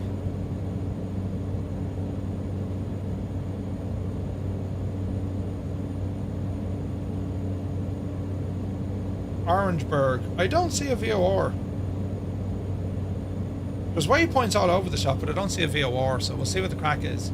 Now, our torque has dropped nicely. We're going to... there's a bit of rain. Well, there's a bit of cloud here, but I don't see any rain on our radar. As we adjust our scan. No, I think we're good. Inertia separator, go ahead and close this. Watch the torque fire up. That looks a bit better. ITT is in the green, barely. RPM is looking good for our prop. NG RPM is good. Oil pressure is good. Oil temperature is good. Fuel flow is looking good across both. We're relatively synced with our fuel. And we have the aircraft pretty much trimmed as well. So continue on. It's just a beautiful morning for flying, isn't it? I mean, look at this. This is gorgeous. Right, there's 1,000 feet to go. We're at 6,000. 7 is our final climb. Look, off here to our right-hand side, we got a power station. Nice to see. Now, you can see that our angle of attack is increasing, so we're going to just ease off our rate of climb. Drop it back to about 500 feet a minute, because the aircraft kept pitching up. VS can be dangerous. If you put it into something like flight level change, you don't need to worry about it, or speed mode. But with VS, you really need to keep an eye on it. So HSI source, well, it's nav1, which is GPS. Now, if we wanted to get additional information over here, we can by tuning into some nav frequencies, right? I don't see any VORs in the area.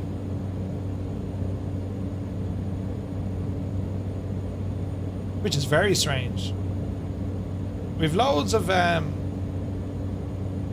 waypoints, but on this particular track there doesn't seem to be a lot. Alright. We shan't worry about it. Let me see, world map. Here we go. Uniform Goose. Contact Jacksonville Center on 132.9 or 25. Over to Jacksonville Center, 132.9 or 25. Firefly 235. We'll see you.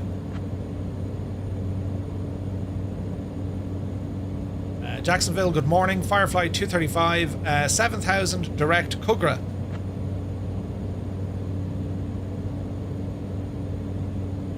Firefly 235, Jacksonville Center, good morning. Langley altimeter 3019er. Roger, 3019er, Firefly 235. Alright, we're looking good. 7:30 in the morning, local time. Yeah, it's the PMS 50 GTN. It's a great bit of kit, man. It's a great bit of kit. Yeah, it's pretty cool. Now we can go in and look for like closest nav aids and all the jazz. We're using terrain down here. We can bring this out. We can actually use weather on this as well.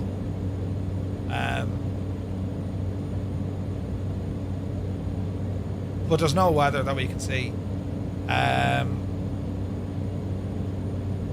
We'll go traffic. That's if anyone's flying with us. I think we're Billy Nomades at the moment. There's Wicked Lumberjacks. There's Rob. 235, contact Columbia approach on 124.15. Over to Columbia approach, 12415, Firefly 235. Columbia, very good afternoon, morning. Firefly 235, 7,000 direct Kugra. Good after morning. Is it worth it? Yeah, dude, I think it's really good. Yeah, it's a great system. 235, Columbia approach, good morning. Langley altimeter 3019er. Roger, altimeter 3019er, Firefly 235. Sumner, good morning. Hope you're well, bud. Yeah, they have a free version. The free version is great. The paid upgrade just gives you a lot more functionality. The TDS one is very good as well, right? But I really like the PMS 51. Yeah, the inbuilt autopilot with the PMS 50, it's brilliant. Okay, so it's not a particularly long flight. We've 40 miles to go. If we have a look at our flight plan, there's our top of drop, and then we have Kugra, and then we're into Kilo Oscar Golf Bravo. So if we go into Orangeburg and have a listen to, I don't think we have an ATIS for it, but what we can do using Say Intentions, a couple of things we can do. We can open up the Say Intentions app, right, with Flow, and if we want an airport lookup, we can go in and look for Orangeburg. So we do have automated surface observation, altimeter 3019er, density altitude minus 1800, curfew restrictions in effect. Ooh. The METAR, it's very calm. Slipno and Puano, right, it's foggy. Or indeed we can check the weather on our GTN. So we go in here, we can have a look at waypoint info. We can go into our destination and we can have a look at the weather. So we can see clouds clear, automated with precip sensor, precip identifier, information not available, fair enough. VFR conditions, winds 160 at 4 knots, visibility greater. So these are some of the older times. 07 winds, southerly 170, So that'll help figure out where we're landing. It's either going to be 2, 3, or 5, or 1, 7, and 3, 5. We'll probably get 1, 7. I imagine we'll probably get 1, 7. They're going to tell us what to do, so we can, you know, see what happens. Saw they seem to be moving free features into premium, which feels weird. Still debating on getting it. Simlet says, I think it's worth the upgrade. It does so much, and to support devs too. Yeah, I agree, man. I think it's great. First time I think I've seen TAF in the GTN weather. Valky, really, yeah?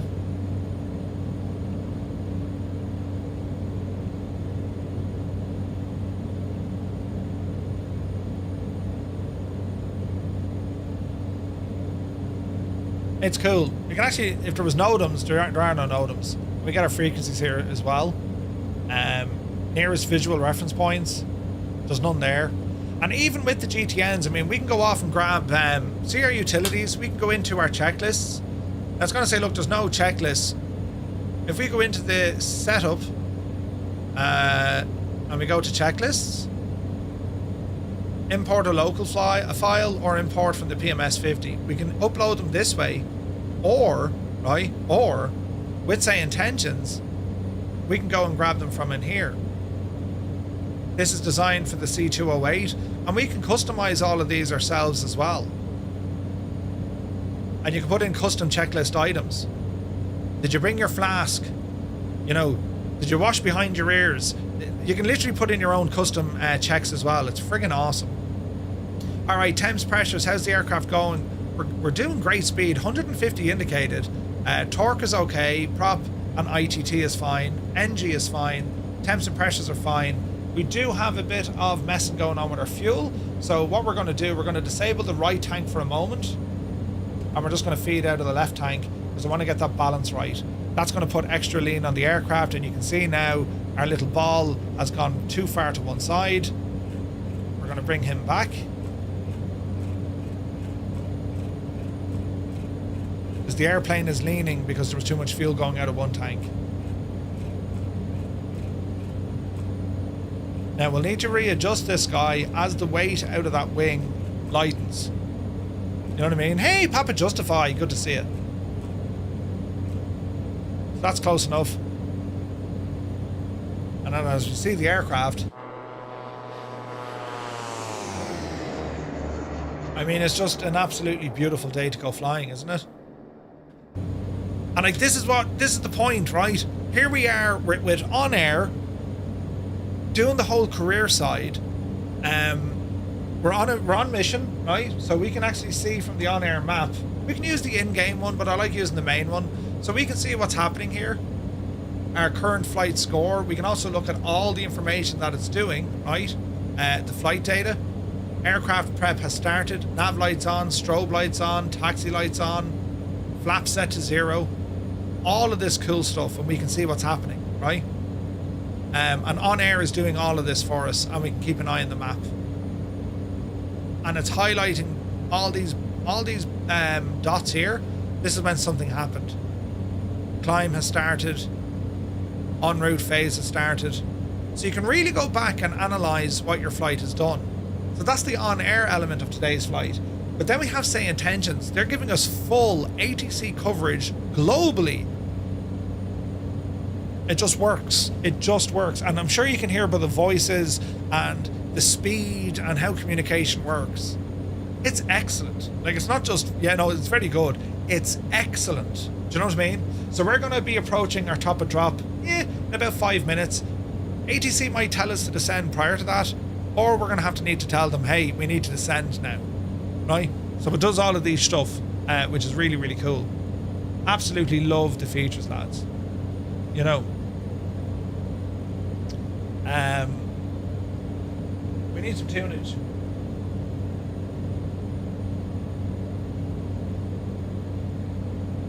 Sim Captain Mikey, good to see you, buddy. Bit of tunage here.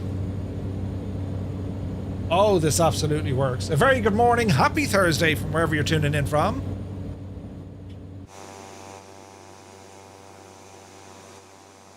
It's almost the weekend, lads.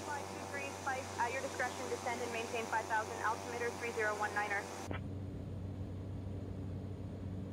Hang on there now, Annie. We just got in trouble from ATC. What's she saying? What's she saying? Firefly 235, at your discretion, descend and maintain 5,000. Roger, descend and maintain 5,000, Firefly 235. All right, down the hill we go. She's at our discretion.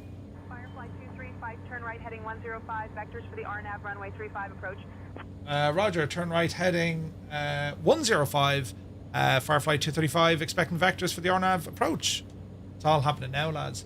And my doorbell's ringing as well. Be the Janie, hang on now. Arm that. And then down the hill, lower the speed. 35, fly heading 105, vectors for RNAV runway 35. Roger, turn right heading 105, vectors for the RNAV runway 35, Firefly 235.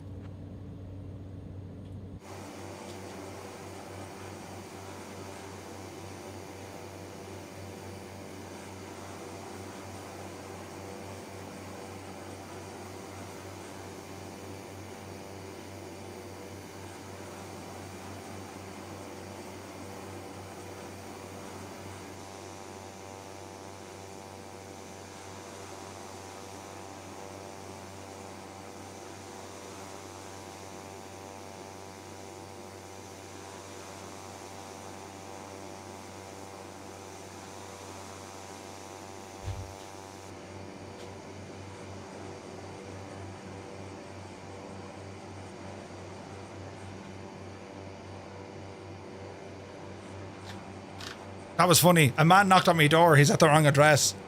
Hilarious.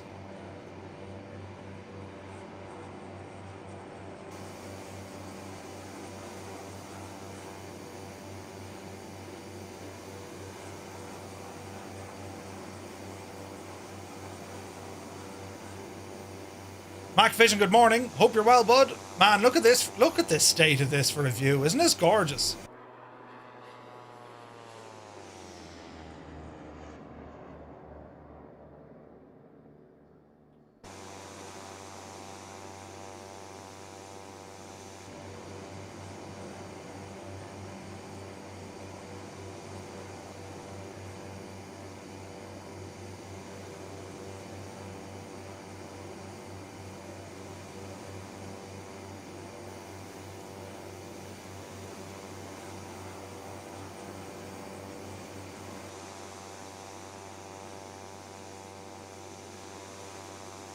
Simblets, have a great day, my dude.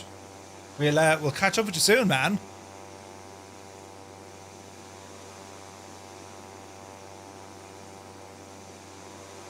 Absolutely gorgeous.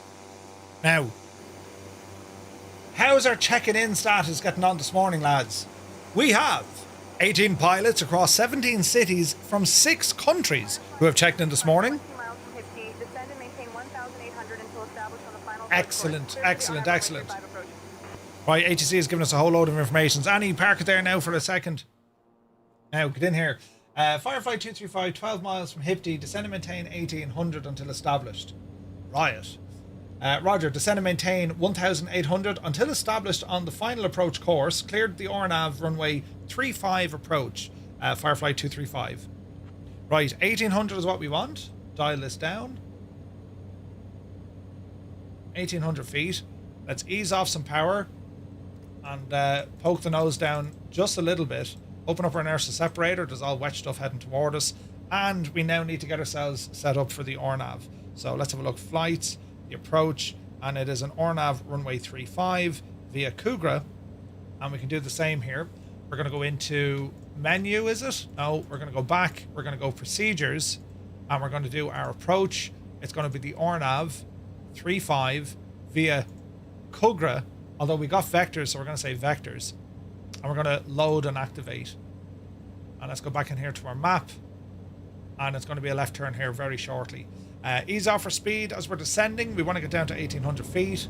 We're going to have to go a little bit more heavy on our descend. 1500 feet a minute. D White, good to see you. I can't check in. It's okay, Crotty. We know you're here. We know you're here. This is the black square one, Peter. Good to see you, Peter. Welcome in. There better be butter on this landing. Jeez, I hope so. Hope so. So far, so good. Man, the sim is looking absolutely sweet this morning, isn't it? Beautiful.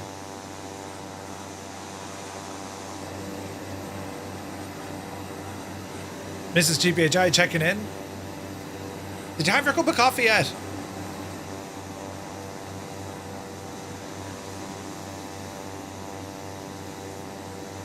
Alright, let's keep an eye on our terrain as we come in here as well. We have been looking at traffic, which is looking good. We'll come back one, we'll go to terrain, and that's what's happening. We're direct Kugra, left-hand turn, Hipti.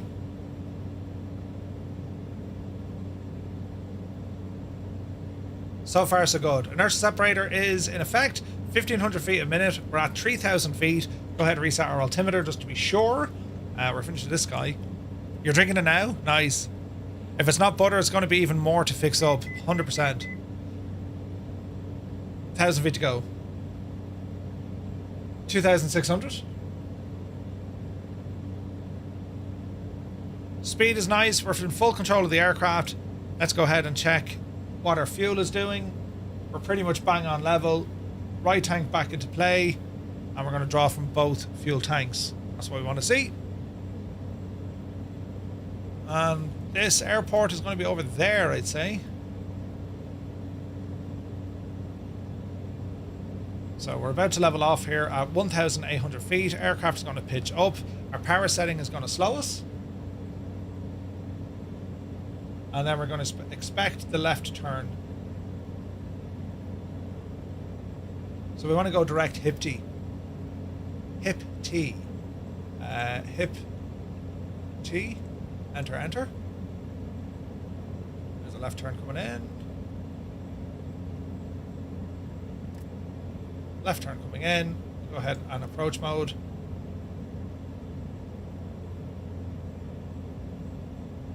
And let's continue in.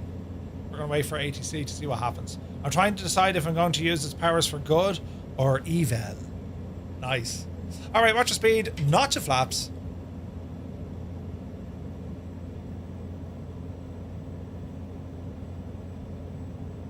Runway 35 is what we're aiming for. As we're approaching Hipti. Approach is now armed. There's Hipti. And the airport is over there. Roger, we got eyes on the airport, I think. Is that it?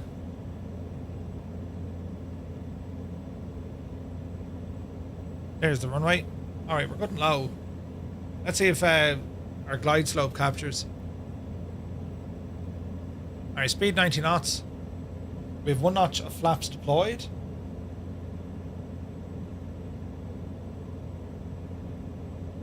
Bring up our approach plate, we can see what's happening.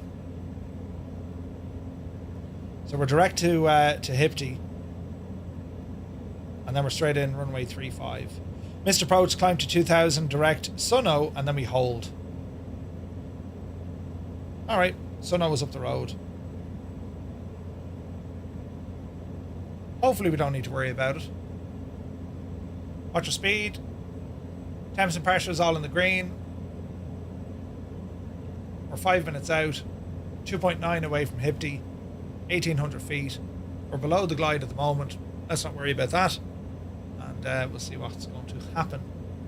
But it's very pretty, isn't it? Yes. It's absolutely gorgeous. It's beautiful. Firefly 235, Orangeburg Airport at your 2 o'clock, 8 miles. Report cancellation of IFR this frequency. Change to advisory frequency approved. Have a good morning. Roger, we have the airport in sight. IFR cancellation is received. And we'll go to advisory. Firefly 235, thanks. Alright, over to CTAF. I'm going to give a shout in. Orangeburg Municipal, Firefly 235. We're a Cessna Grand Caravan.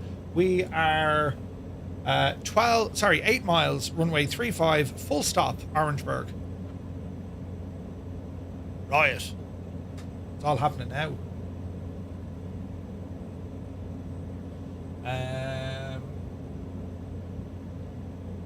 We've cancelled IFR. Now, they didn't tell us to change our squawk, but we'll go squawk.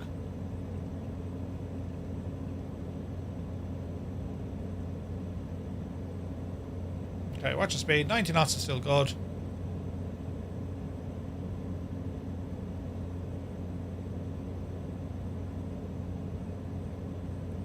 mean, Muppet alert.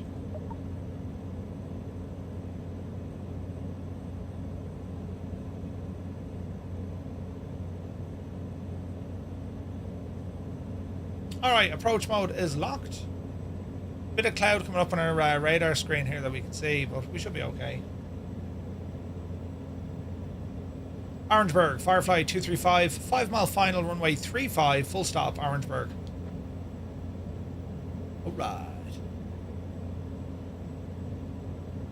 Just Roy, have a good one, buddy. We'll catch you later. Is the PMS GTN compatible with the Grand Caravan Sumner? Yes, indeed. Alright, let's go ahead and disable autopilot. We have control of the aircraft. Trim is looking good. All is looking good so far. Speed came up a little bit, but we'll keep an eye on that, lads. There's a volume. And we're just going to sail this one in. Weather's actually not too bad around here today. Naughty Gnome is here. Good to see you, buddy. Once we get landed, we're going to have a look at our VATSIM flight for this evening. Have a quick briefing. Approaching runway 35. So far, so good.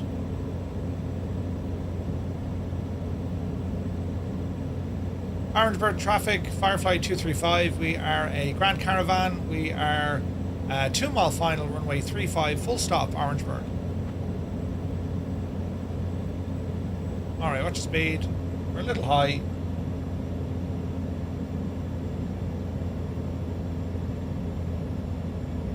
Go to second notch of flaps. There's a nose jolting up on us. Do I also use the say intention checklist function? I do from time to time, VirtuSim, yes. It's very good. You can do your own customized ones. It's very, very good. Alright, little bit of a tailwind here. Mind the electricity poles. Speed is good. Barrow's good. Flaps are set. Prop full. And we'll just ease our way down.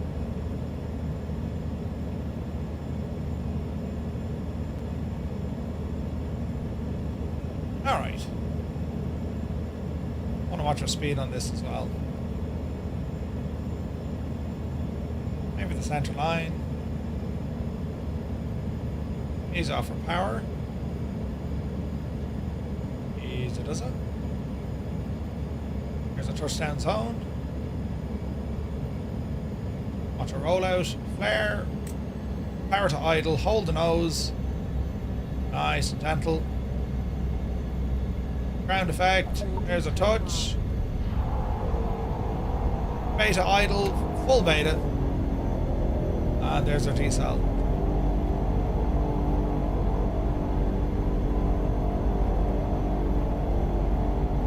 Out of beta. And go ahead, bring our flaps in. A little bit of manual braking. And we'll vacate over here to the right. Orange Berg, Firefly 235. We're going to be vacating onto taxiway over to the ramp. Orangeburg. There we go.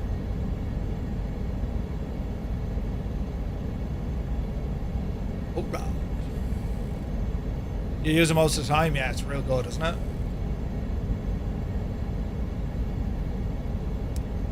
Alright, landing lights off. And just take our time coming in.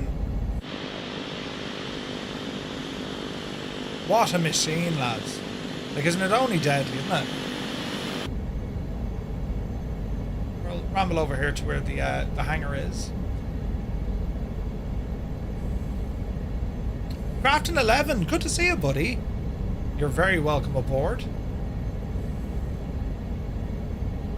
Alright, a little bit of braking.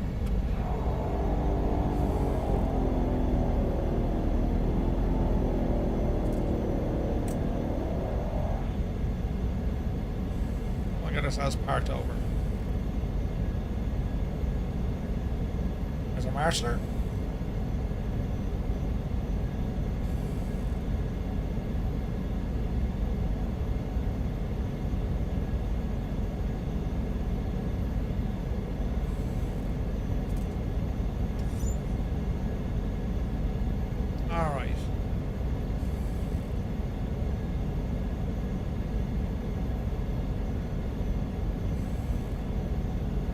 unsure where you wanted me to go.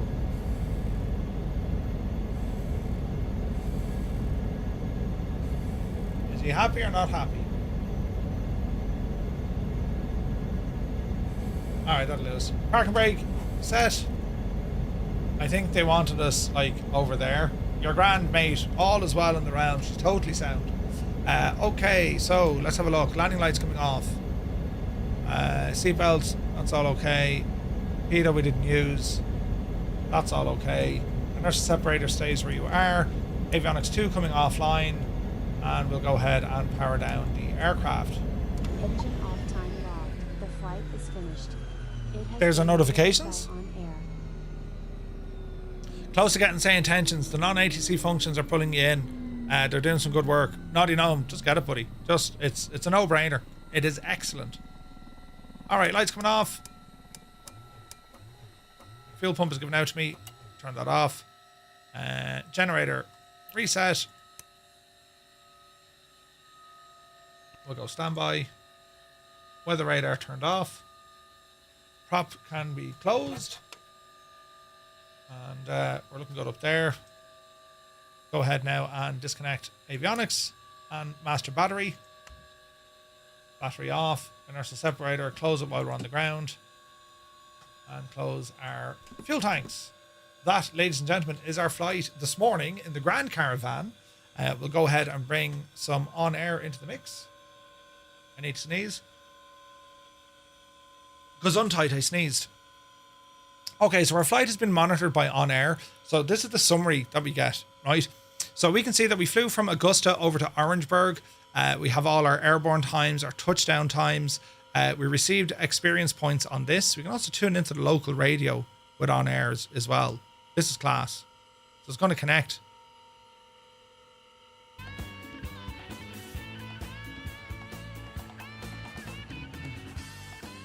Not deadly, isn't it? Anyway, landing 79 feet a minute. That was all great. If we have a look down here now at our various bonuses, we can see we got a comfort bonus, safety bonus, aircraft handling, soft landing bonus, and also a flight score. And you can also see the airframe and engine conditions. This is classed as normal wear and tear. Captain Sickbag, good to see you, buddy. Welcome in. So it's 0.6%. Sorry, yeah, 0.06%. Which is kind of like the usual hourly rate. Every time you fly the aircraft, every hour that you fly the aircraft, you're going to be kind of reducing the engine and airframe condition. It's just normal wear and tear.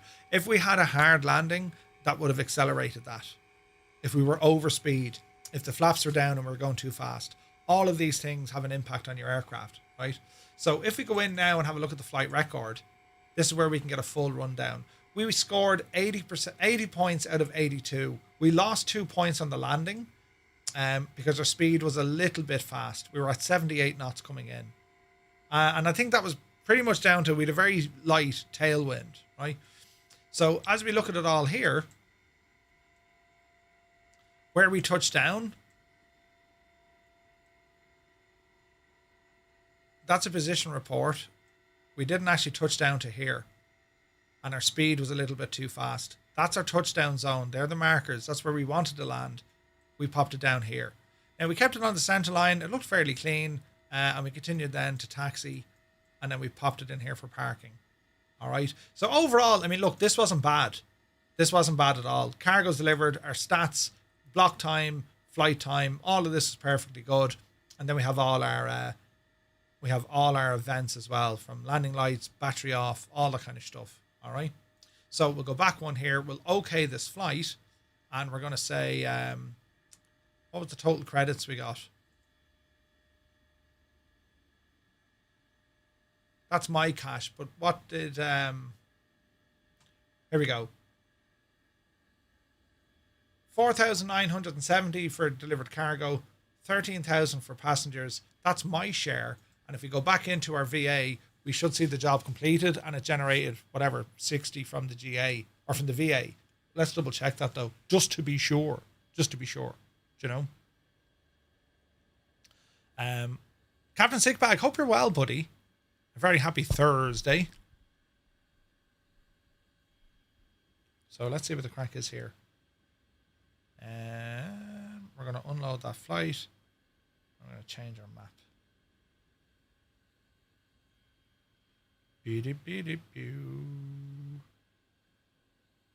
World map. And nighttime. There we go. Right, so let's have a look. Job finished, goods transported. Here it is here, look.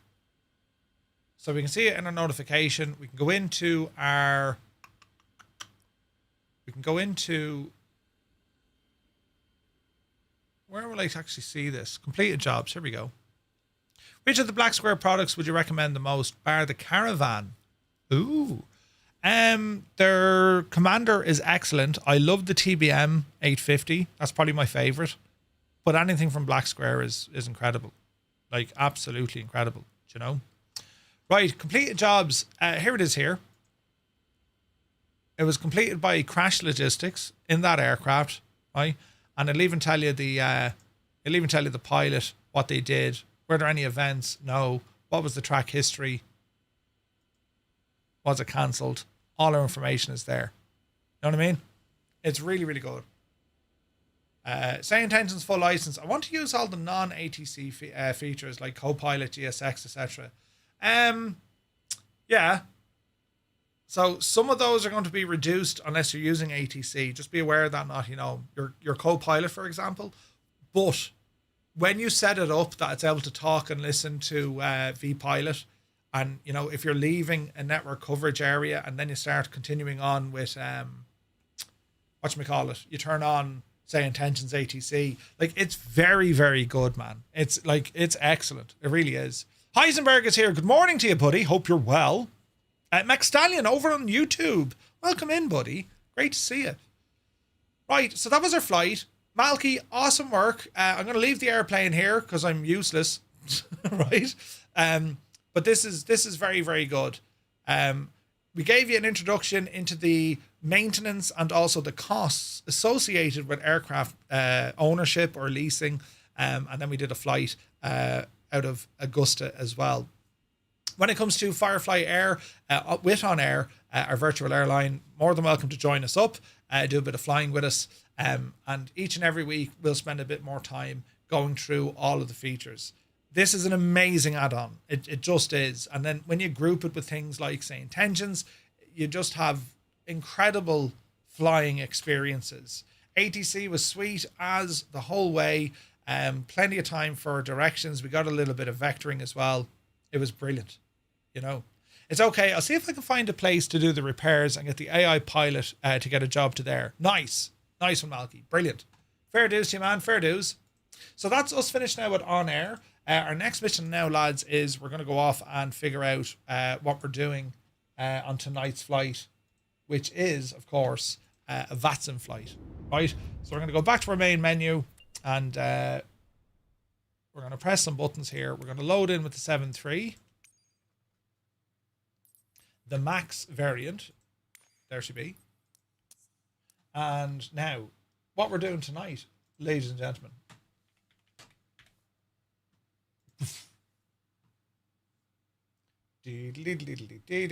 or JCC is our departure, or JCC is our departure. New Chitose.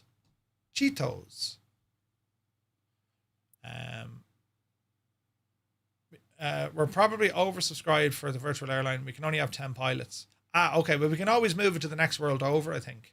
Could we? I think we can. Let's have a look here. I suppose we'll park. Well, we don't need a heavy gate. Are these all heavies? They're all for heavies. We'll park in here, number 18.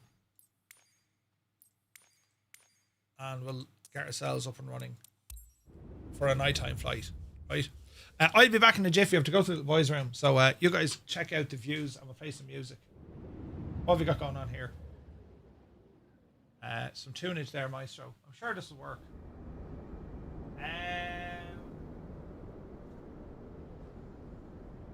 This will absolutely work.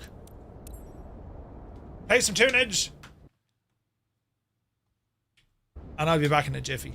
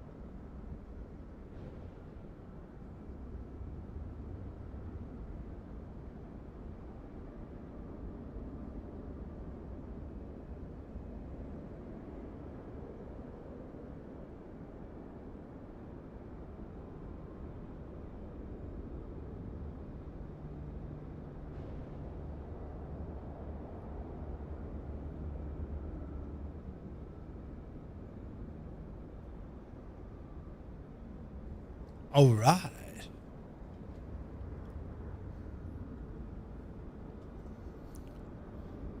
Bit of tunage here this morning. So what we need to do, we need to figure out what it is that we're doing for our flight this evening. Let's go ahead and make sure all our hardware is working. Boodaloo. So our flight today is going to be from New Chitose, and it's heading down to Tokyo Haneda. Ooh.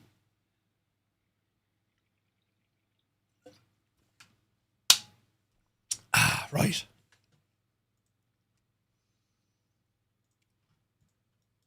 Hello, iFly. It's been a moment. Go ahead and close that. So we're looking at our group flight for this evening. Expected routing, and we can also see the curved visual approach into Haneda was introduced to avoid flying over densely populated central Tokyo and remains one of the more unusual arrival procedures that you'll find at a major international airport. Ooh. So we're going to go ahead straight into sim brief. Only Thunder doesn't have the 10 pilot limit. Uh-oh. How many pilots do we have? Let's have a look. We are Firefly 235. Aircraft is going to be a 737 MAX. We'll go with the iFly.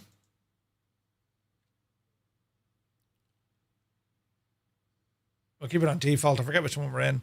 Block time 150. The Toby and the Godin 2 Alpha. Non-standard departure. Planning runways 19 right, 16 left.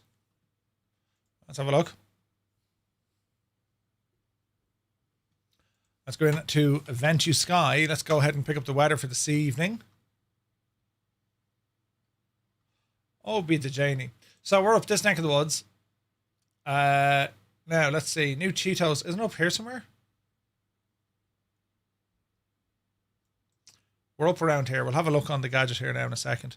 Let's have a look. Sim brief. So RJCC, just south of Sapporo, we're here. Okay, so let's bring the time of day up tonight when we're flying. So it's going to be around 19, 20 degrees, southerly breeze that we can see, right? And where we land, it's down to the corner to here. 23 degrees. Okay, that's going to be quite warm. 27 degrees, right? It's going to be warm down there.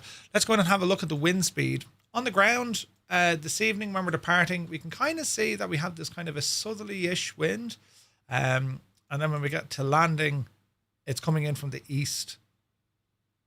And it's a bit lively out by the coast. And that doesn't seem to be changing. All right. If we look at our cruise altitude, this is where it gets interesting. We have a tailwind tonight. Chaps, this is going to be great news. About 30 knots or so as we're heading down. 15 knots, give or take. So that looks good. We have a tailwind. Cloud cover expected. Right now, it's 60 to 70% overcast. When we get down to our destination, it's going to be 10 or 20%. Clear skies-ish.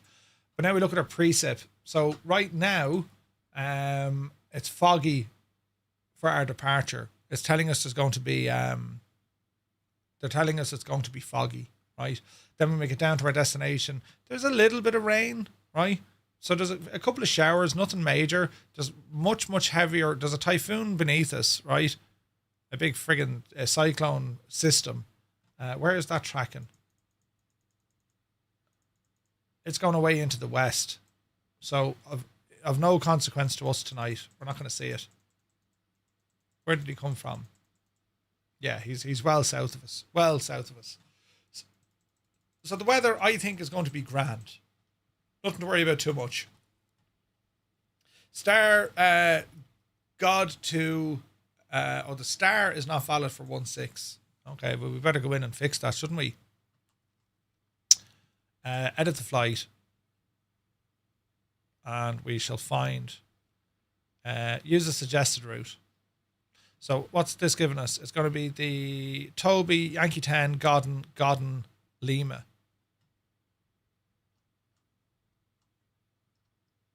Okay.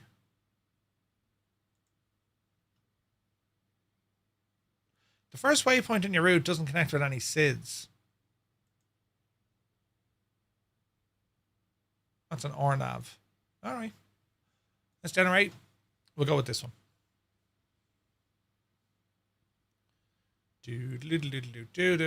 Right, so that's what our flight plan looks like. Cruise altitude tonight, flight level 380.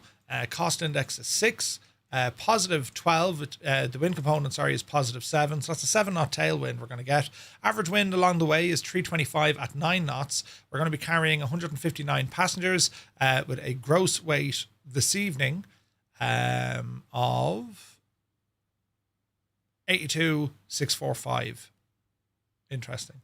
Right, so that's how the flight's going to look. We're going to change the time of day to what it's going to look like this evening. We're going to be taking off at around 1900 Zulu, give or take. So it's going to be a morning flight. It's going to look like this. Oh, it's going to be very pretty. It is foggy. They're expecting fog. So this all looks pretty much exactly the way it's going to be. And next up, we're going to bring in some Navigraph. Now, don't forget, lads, today is AirAC Day. There's going to be an update at some stage. I'm not sure, is it out yet? Let's go into here. Oh, let's go into there.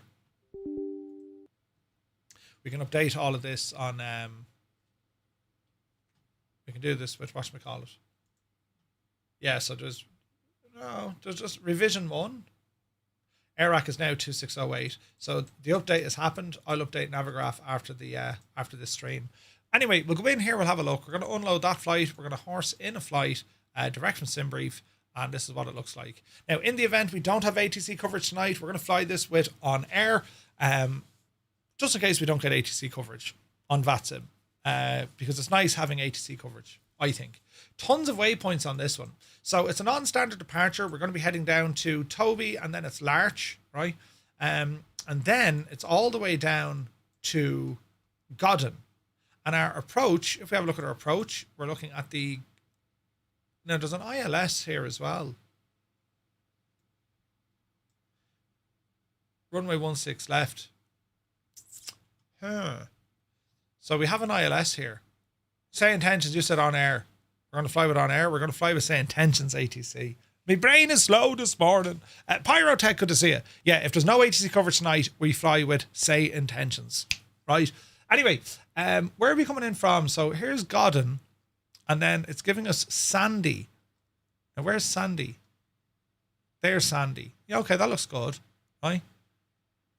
Or nav or ILS. There we go.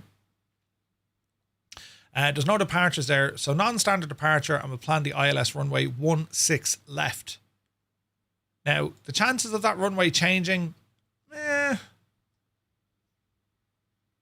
it's possible we could get 05. It's unlikely, but it's possible. So we'll see. All right. Plus, this isn't the tidiest, but we'll see what the crack is. It's a nice flight. This we're gonna see some just absolutely gorgeous stuff. Precip, what we're looking for into the night. It's not going to affect us. These are convective clouds, but they're not going to affect us during our flight. If we have a look at around, between 1800 and 1900 Zulu, it's well south of where we're going. So I don't expect, we might see it in the distance, but I don't expect to see anything when we're flying in. All right. So a quick look at the airport where we're starting off from. This is, Sapporo, right? New Chitose. So if we have a look at the active runways, we know we are scheduled to fly, import flight, SimBrief. There we go. We are planning to fly out of 19er right, which is going to be over here. So it's actually very close to the main Terminal 1. All aircraft taxiing on Delta 1 or Juliet 1 taxiways pay special attention to vehicles. Okay, that's all okay. Any other use of de-icing apron on taxiway Juliet 8 when aircraft intends to use de-icing apron. That's fair enough. So that's a de-icing pad down here. Shouldn't affect us. So what we should get for a taxiway is probably over Tango 1, maybe Hotel 3, Alpha 2, and then onto 19er right. Something like that. If they give us the other runways, are these even in use? Yeah, they are. 18. So the 18s are active as well. We'll see. We'll see what they give us. 1-9er is right beside us. We're going to plan for the 1-9er, and it's 1-9er right they're giving us. All right.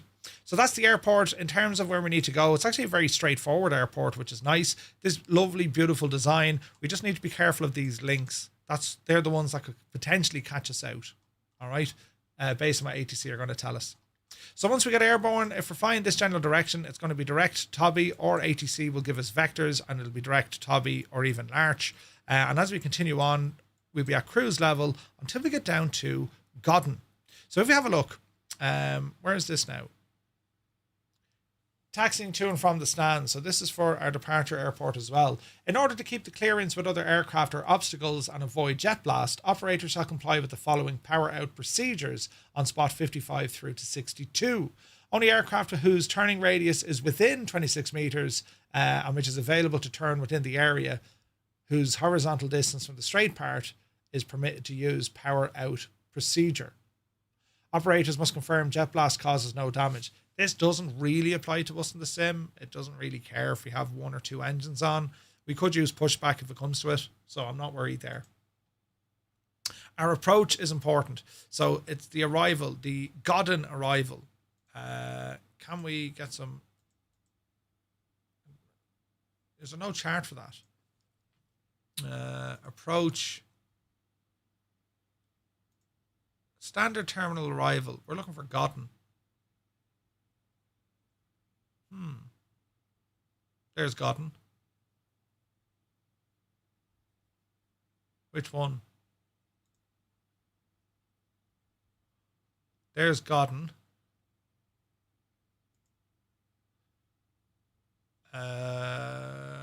Ornav.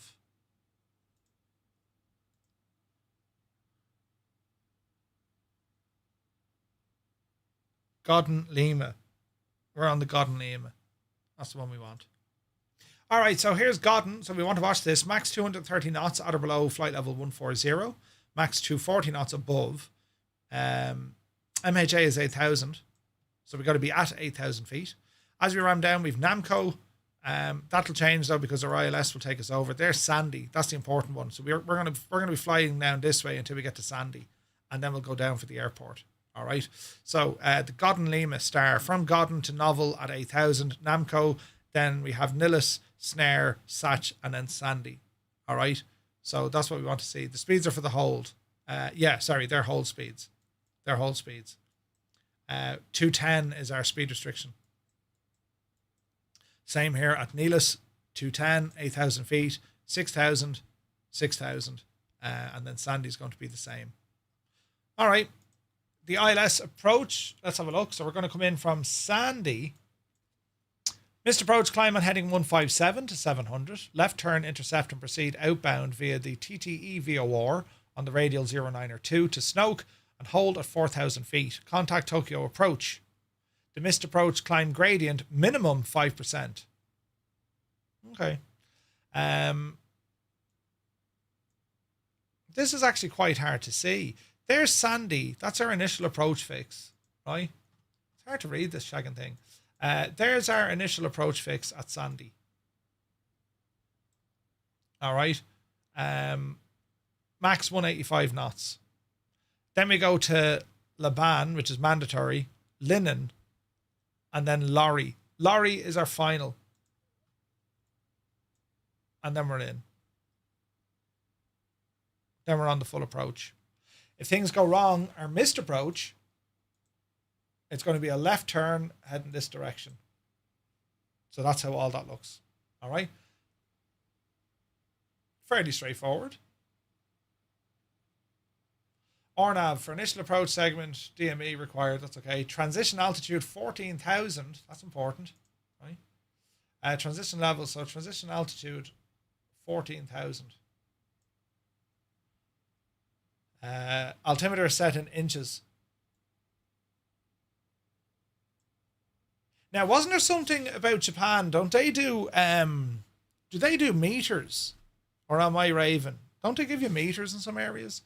Now, with the iFly, we can turn on meters as an overlay, so I'm not overly worried. But, like, you know, we'll see what the crack is. Oh, that's China. Right, never mind. China. Right. Initial approach fix, Sandy.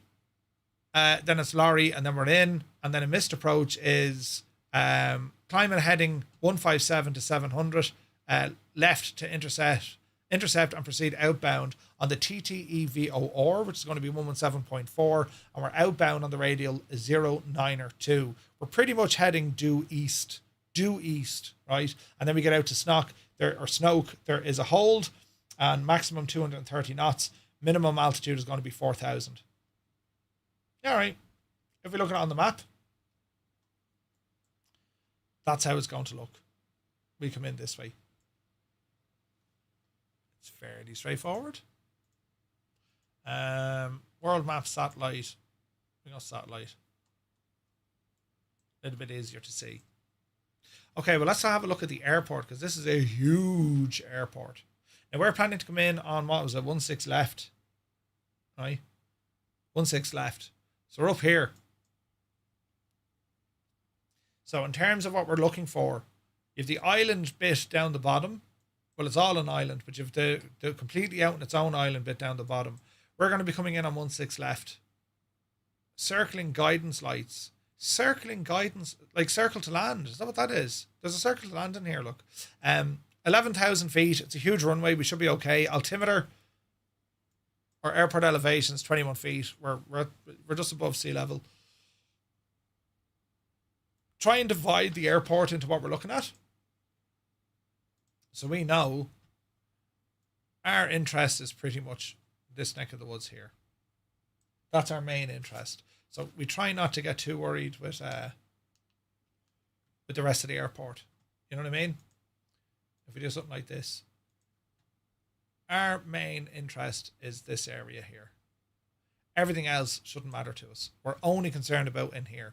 Because unless they give us parking over here, which they won't, we're going to look to park in here somewhere. All right. So, all going well. We arrive 16 left, and we'll be planning to vacate Charlie 6 or Charlie 5. That's our plan. We do have a get out of jail card free or free card if we go all the way down to the end of the runway. But that shouldn't happen. This is a huge runway, right? So when we land, touchdown zone is roughly here. We'll expect to get off at C6 or C5. No, C6 or C4. That's going to be easier to turn. Meaning then we've hangars, but we'll be taxiing back in, probably Echo, into Terminal 2. Terminal 1 is on the far side. So we need to watch for that. Right, I'm happy enough there. Let's check out our scenery. So this is our departure airport. Looks terribly nice. This is a 2020 scenery. Dominic design. It's alright. It's not great, but it's alright. Captain DMV, good to see you, buddy. Welcome in. I might request 2-3 just for the fun of the bridge. Ooh. It's better than default, but it's not much better. Right. Now, we'll try and connect to the L network here, will we? We'll have a look at the VATSIM radar.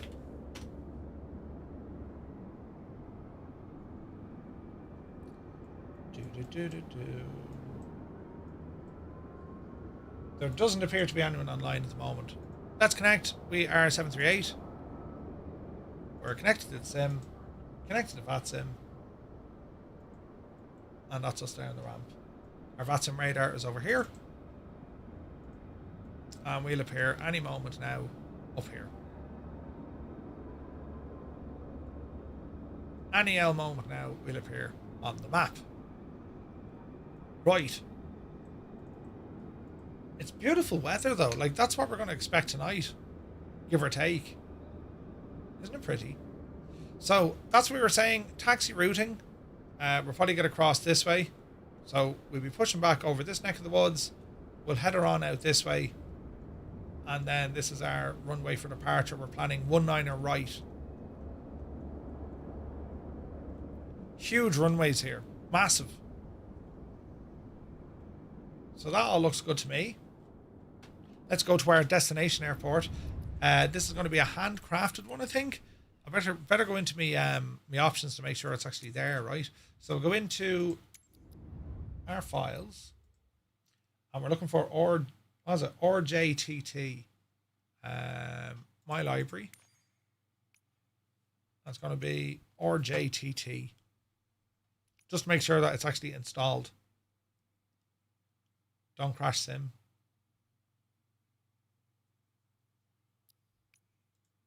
RJTT.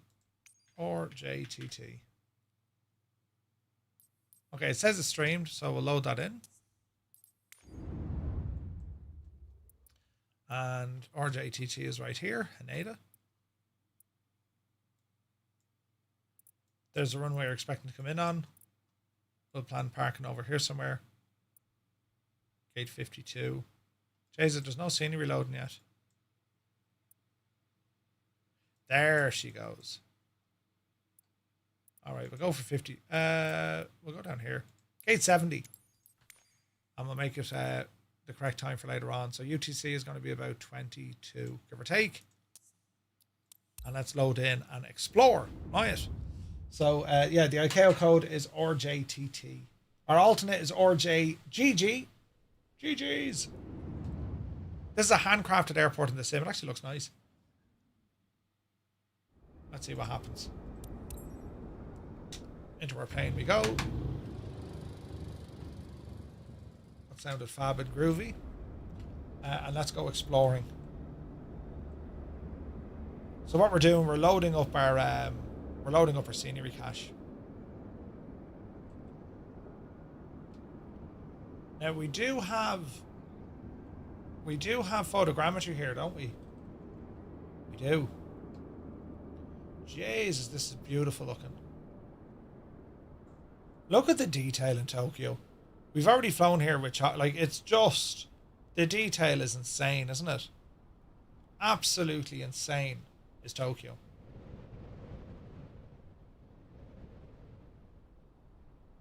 So we're flying in over all of this. Easing out. That's very interesting. There's a helipad way up in the sky.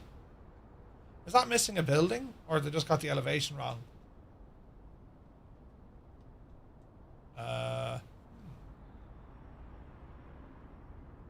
Let's try not to hit that on the way in. Jesus. Look at this. Like, isn't it massive, lads, isn't it? This is just massive. Bro is on NASA computer.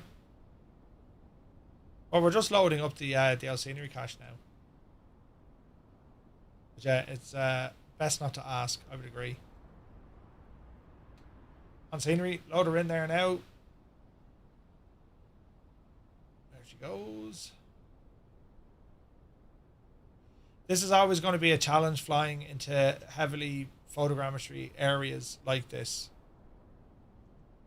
You know. But we'll see.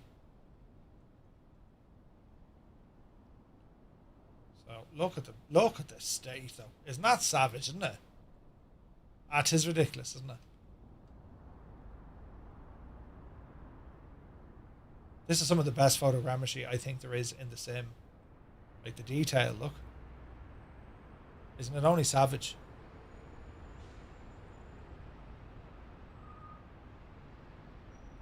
It's mad. All the buildings. Tokyo, of course, built by the Irish back in 1930. Yeah, but two of them. Yeah. Jesus, look at this, man. What's the population inside of Tokyo? Like, it makes New York look small, doesn't it? Yeah, just like an amusement park, look. Ah, the old Japanese. A great bunch of lads. A great bunch of lads. Is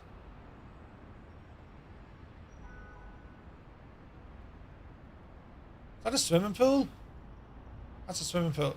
I tell you, the place is looking great, isn't it? Love what they did with it. Right, so the stutters and the loading, that's what we're trying to load into the sim now. So we don't have this problem later on, you know? 14.2 million people. Jesus. Yeah, this is going to be That's like one of the major landmarks, isn't it? The Tokyo Tower, is that the name of it? But anyway, we're heading out to this area. All the boats in there, look. We're heading out to this area. So our landing is going to come in over that ginormous train station, down by the docks. And we're coming in this way here. 16 left is what we're planning for. And we're planning either Charlie 5 or Charlie 6. So let's have a look at the runways.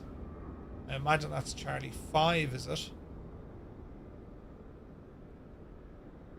Of course, don't put the Shaga name on it.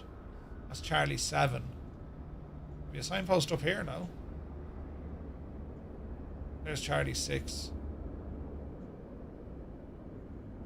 And then we have Charlie 5.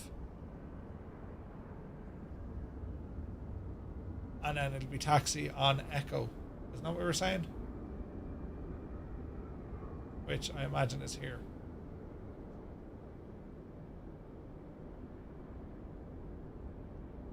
Right. So here's the main terminal. Sorry, this is Terminal 2. And Terminal 1 is over on the far side. Over here. Terminal 1. Look at the detail, all the cameras and stuff. That's savage, lads, isn't it?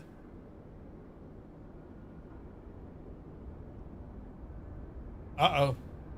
You just forgot to kind of connect the bridge there, lads. And then we've Terminal 2.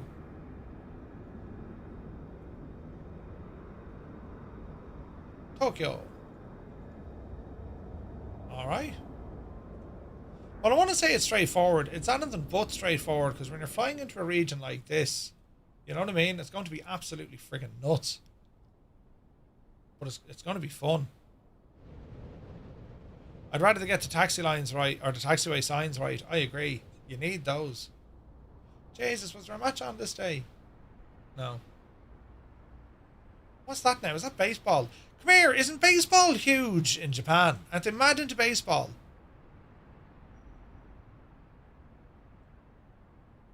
Look at all the baseball friggin' places.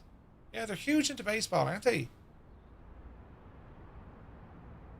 Man alive. I mean, just the scale of this city alone is just nuts, isn't it?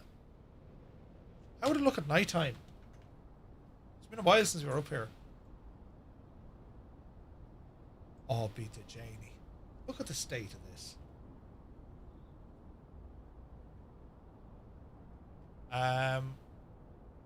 They've multiple world champions. No way. Yeah, I watched a little bit of it, Punk. It was only alright. I wasn't mad in it. Isn't there... Didn't Sam Seen or some of these do something for Tokyo? They did. I have a landmark pack for this. I'd be just afraid of horsing it in there if you get performance issues. Do you know what I mean?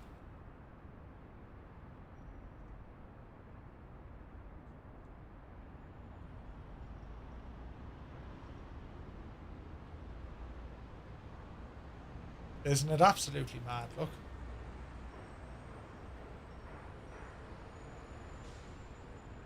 Sounds of buses and all that jazz. And then you have the park areas as well. There's a baseball fields. Yeah, like, if memory serves me, the landmark pack for this area, all the bridges light up, isn't it?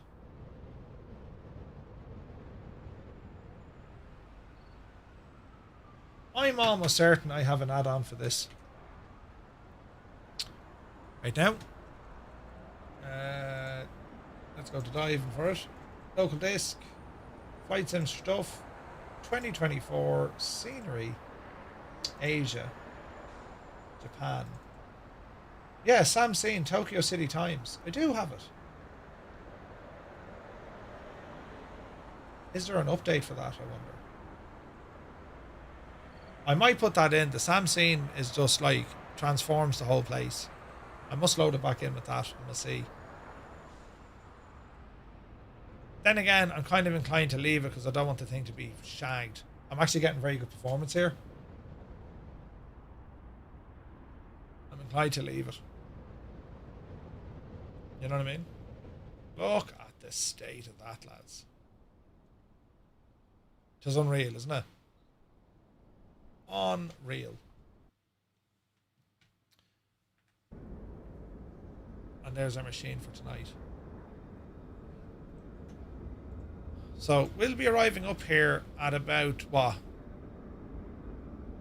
About 20 to 7 in the morning.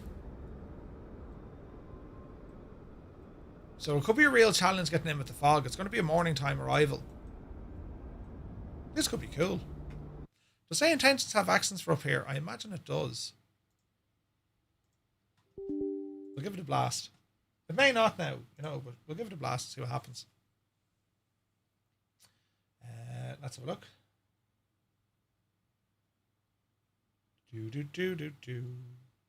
I'm looking forward to this flight. Should be an awesome flight. Yeah. Hey, Hermit, something. Good to see you.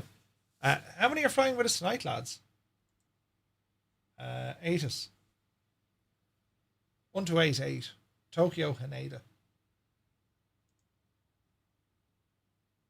Hi. 1288. That's a big 10-4, good buddy. Hermit something, 25 months. Thank you very, very much indeed, buddy. Insane sport. Right, 8 us. I'll give it a moment to load. I do like this airplane. Especially what Cyrus did to the back shagging door on it, look. N4.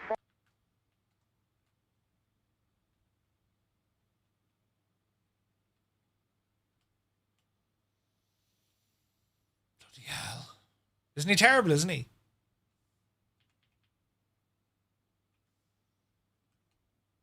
Terrible. Absolutely terrible. Anyway, 1288. No look there. Clearance.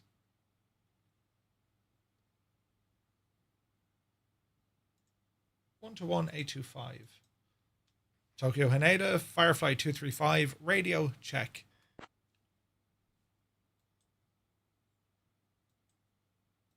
Firefly 235, Tokyo clearance. You're coming in loud and clear. Thanks very much. 0. Yeah, there's a weirdness with the 8 as it keeps locking off it. 1288. Anyway, we won't worry about it too much. We'll see what the crack is. Anyway, the good news is, lads, we know our flight plan. We know where we're going, what we're doing, what time we're doing it at.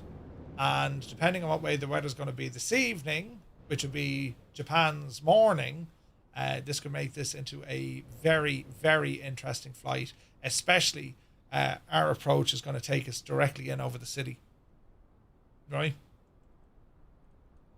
We're coming in directly over the city. So this is going to be our view from out the window.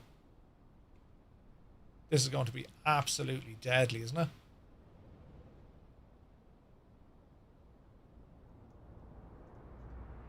It's going to be friggin' cool is what it is.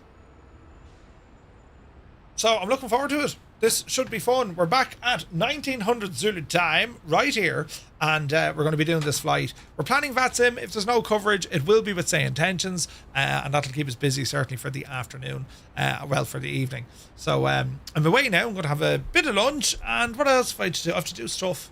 I have to do like grown-up stuff, adulting. I need to do adult stuff. But yeah, we're back in a couple of hours. Guys, thank you so very, very much indeed for tuning in. Hope you had fun with the on-air stuff, with a bit of Say Intentions for good measure, flying in the Grand Caravan. Absolutely gorgeous. So yeah, we're back in a couple of hours. Until then, have an excellent day, and we'll see you in a few hours.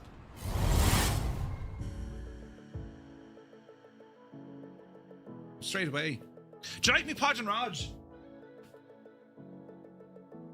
You ever see Podge and Raj, did you? I've all me own teeth. Axe the back of me sack. Jesus, I didn't think you'd say that. Right, anyway, that's enough of them. Right, we'll get into it anyway, will we? Come on over here with you know. Don't hit me with a frying pan! Oh, jeez! This is hers! You just hit me with a frying pan! She didn't make a noise. Of course I made a noise! You hit me with a frying pan on my head! Turn around. Why would you hit me with a frying pan? Don't hit me again! Ah! Yes, it makes a noise! You're hitting me with a frying pan! Annalisa, did you put her up to that? Jesus, me head.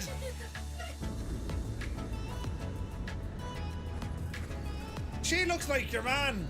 Oh no, it's a him. Oh Jesus. It looked like your one, Katie Taylor. Yeah, I thought it was going to be a great fight, and then I boxed the head off him. Do you remember that? Brilliant. Cheers. Oh, okay. Oh, balls. Thomas, you big scuttling Egypt. Oh, Jesus, there he is. I don't know. Oh, I take it all back. Did you just see me scream? Oh.